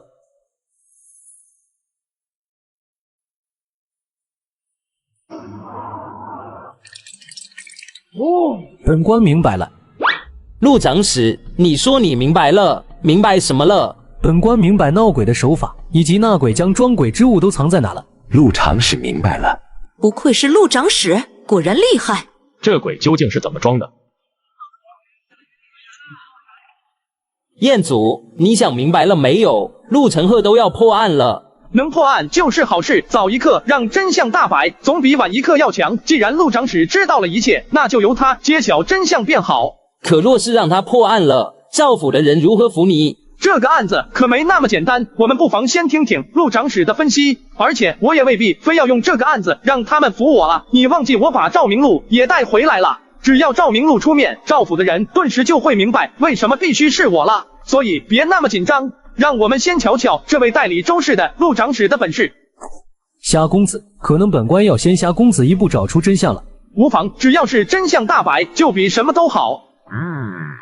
首先，本官是绝对不相信什么鬼怪之说的。所谓的鬼，肯定是人在装鬼。基于此，本官在到来这里后，直接就将重点转移到寻找线索，推测出那个人是如何装鬼的。所以本官第一件事做的就是命人守住赵府的前后门，不允许任何人进出，以免那装鬼之人能偷跑出去，毁到线索。同时，本官着令所有人对赵府进行搜查，任何一个房间、任何一处地方都不许放过，便是那枯井茅房也进行了检查，确保没有任何疏忽之地。而就在我们刚检查完，你们就来了，这还真是赶巧了。谁说不是呢？不过那时本官的所有心思都在搜查装鬼之物上，还没有想明白那个人究竟是怎么装鬼的。直到虾公子你的到来，让本官茅塞顿开。虾公子询问过鬼的出现，你说那个鬼一开始是在窗外飘来飘去，然后又飘进房间里的，并且在你榻前停了下来，飘来飘去，又飘到了你的床榻之前。这个鬼之所以伪装的十分像鬼，重点就在那个飘字，所以只要解决了这个飘的手法，便不难拆穿他的装鬼手段。而这时，我听到了虾公子询问你那鬼走的是直线还是曲线，就是这个直线，让本官终于明白了那个鬼的手法了。而正巧那时，虾公子又向你询问那个鬼最终停在了何地。你说鬼最终停在了这里。在那一刻，在见到虾公子关注的重点以及你的回答后，本官终于什么都明白了。那个鬼所用的手法其实十分简单，他不过是借用了这横梁以及一些结实的绳子罢了。那个鬼只需要提前将一根不太粗的绳子绑在横梁上，然后将绳子穿过一个圆环之类的东西，再将绳子的另一头绑在门口上面的横梁上，但这次要绑的比另一端高一些。之后他只需要在自己的身上系上一根绳子，将绳子的上方绑在圆环上，然后借助圆环在绳子上的滑动，因为绳子一高一低，定能轻松滑动，这样就能制造出悬浮在空中的效果了。当时屋内没有烛火，只有外面的光照进来，你能看到的视野有限，所以位于房梁那么高的绳子你根本无法看见。原来是这样，原来那鬼是借助了横梁与绳子才制造的漂浮效果，怪不得他最终会停在这里。陆长史，你太厉害了，这么快就破解了闹鬼之谜了。所有人都在称赞陆晨鹤，可没人发现赵十五却挠了挠头，似乎有些什么话想说，但见下人没开口，又只能憋着，这让他有些难受。那外面飘着的鬼呢？那就更简单了，靠窗户的那一侧是一棵桂树，靠门这里又有柱子，所以那个装鬼之人只需要将绳子两端绑在桂树上和柱子上，用刚刚相同的手法，足以制造出左右飘荡的效果。装鬼手法破解了，但那装鬼之物呢？那最明显的染血囚符呢？又藏在哪了？其实一开始本官也想不明白，毕竟本官派人搜遍了整座宅邸，任何犄角旮旯都找过了，都没有找到装鬼之物，特别是那件染血囚服。直到刚刚被寒冷的夜风吹得我裹紧衣服，本官才陡然惊醒，因为我们一开始就错了，我们以为那个装鬼之人肯定会将关键的证物藏起来，以免自己被发现。可事实却是，那个装鬼之人压根就没有将那染血囚服给藏起来，他压根就不需要藏起来啊！这么冷的天，他只要穿在身上，再套几层厚厚的外衣，就没人会发现了。没错，若是穿在身上，的确不会被发现。竟然穿在身上。对呀，我怎么就没想到，那个装鬼之人压根就不需要脱下来呢？好狡猾，再狡猾又有什么用？还不是被陆长史猜出来了。衙役们和赵府下人们都惊叹不已，议论纷纷。虾公子，真是不好意思，让你白忙活那么半天，案子让本官给破了。陆长史向他道什么歉？自己没本事，还在那里装模作样，还是陆长史厉害。那装鬼之人如此狡猾，如此诡计多端，都被陆长史猜到了。陆长史在民妇心中简直就是神探，探案无双。虾公子你机会就在眼前，只可惜虾公子没抓住啊！叹息什么叹息？自己没本事就别揽那瓷器活，还要证明周婉儿的案子为何非你不可。现在不用证明了，就不该让你来主查。我看还是魏公来查吧，你就哪凉快哪待着去。虾人原本觉得这个时候开口不合适，但赵倩都把话说到这份上，自己再不开口，就真的要被鄙视了。聒聒噪噪，吵吵嚷嚷，目光短浅，你以为你听到的就是真相，连什么是真相都不知道，就在那里大言不惭，言言狂吠，还自以为听得多明白，说你一桶水不满，半桶水乱晃，都是对那半桶水的诋毁。你说什么？耳朵不好就去治治，让开，我来告诉你真相究竟是什么。等等，先别急着划走。想看后续的宝子们，可以点击左下角下载悟空浏览器 APP， 搜索名侦探柯虾，出来了第一个就是，快去看小说原文吧，全文免费，宝子们快冲啊！我们探案往往都是大胆假设，小心求证。若是求证方面出现了问题，那么即便这个假设看起来再如何是真相，它也是错的。因此我才让15上衡量看看，可衡量上却丝毫没有绳子的痕迹，所以陆长史所说的装鬼手法是错的。其次，你说装鬼之物被穿在了身上，这个是最好验证的，男女分开，依次检查便可。听了虾仁的话，众人分成2批，依次排查。不消一刻钟，众人出来后，脸上都是震惊的表情。没有？怎么会没有？难道陆长史真的错了？陆承鹤脸上闪过一丝尴尬的神情，连忙抱拳向虾仁求教，恳请虾公子解惑。在此之前，其实我有个疑问，想问问陆长史，为什么陆长史非要去搜查什么装鬼之物呢？我要抓装鬼之人啊！抓装鬼之人很合理，但是，请问陆长史，你为什么会认为今夜就有那个装鬼之人呢？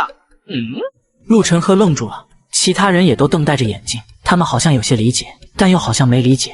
陆长史，我们刚到这里就看到你带人在大肆搜查，连我都被你给先入为主的带跑偏了。你呀，你们都想知道问题的答案，可如果这问题的本身就不存在，所以答案也不存在呢。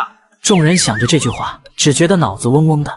在我们刑狱里有一句话，我觉得很有道理，当所有的不可能都以线索逻辑排除后，那所剩下的推测，即便它听起来再不可能，它也是真相。赵夫人，我有几个问题想问问你，你只需回答是或不是即可。你问。第一个问题，这个所谓的鬼，从始至终都只有赵夫人一人看到了，再也没有第二个目击者，是吧？是。第二个问题，赵夫人从见到鬼影出现在窗外，一直到鬼进入你的房间为止，这么长的时间，赵夫人是否没有发出过任何声音，连尖叫声、求救声都没有发出过？是。正常来说，一个人半梦半醒间看到了鬼影，应该会被吓得尖叫吧？为什么赵夫人没有发出一点声音？只要你出声，肯定会有人第一时间赶过来吧？因为我当时被吓坏了，忘喊了。合理，人被极度惊吓时，的确有的时候会忘记一些事。第三个问题，我在问赵夫人，你看到的老爷鬼魂是否从门外离地2尺飘进来时，你的回答是肯定的。那我就好奇了，你家老爷个子是矮的，和一个孩子一样吗？离地2尺了，还能从门飘进来？确实可能看错了。看错了？那赵夫人能解释一下你衣服上那些零星的血点是怎么沾上的吗？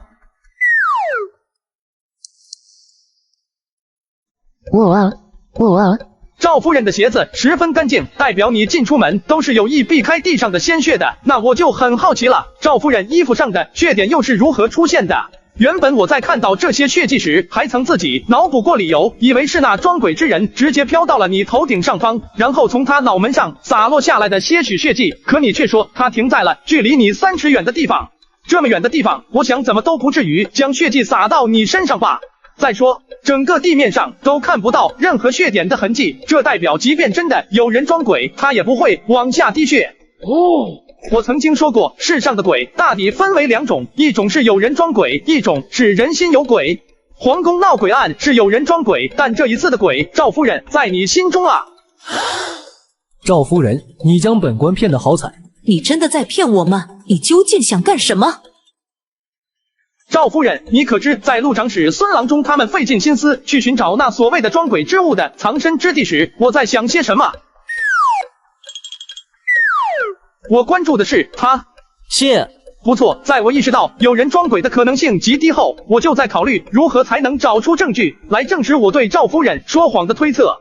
赵夫人，你真的很聪明，在我问你鬼是如何飘时，你就误导我走向错误的方向。所以为了不被人识破你的谎言，你费尽心思误导我们思绪，并且遇到无法解释的地方，你直接用晕了、没注意、吓傻了来搪塞。不能不说，即便我知道这些话是借口，但也偏偏没法反驳你，毕竟我没证据证实你的话是借口。很可惜，你除了说谎外，终究还是做了一件事，那就是地上的血是真的，而需要将血弄在地上，必然需要一个器皿。我想那个器皿就在你的房间吧。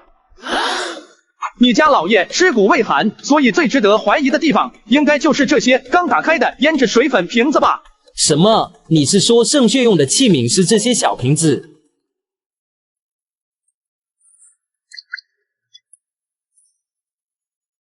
这些小瓶子瓶口不大，想要快速将鲜血都倒出来，需要用力向下敲动瓶底，或者直接用力甩动才行。所以我想，赵夫人，你身上的那些血点，应该就是你在倒这些鲜血时不小心沾上的吧？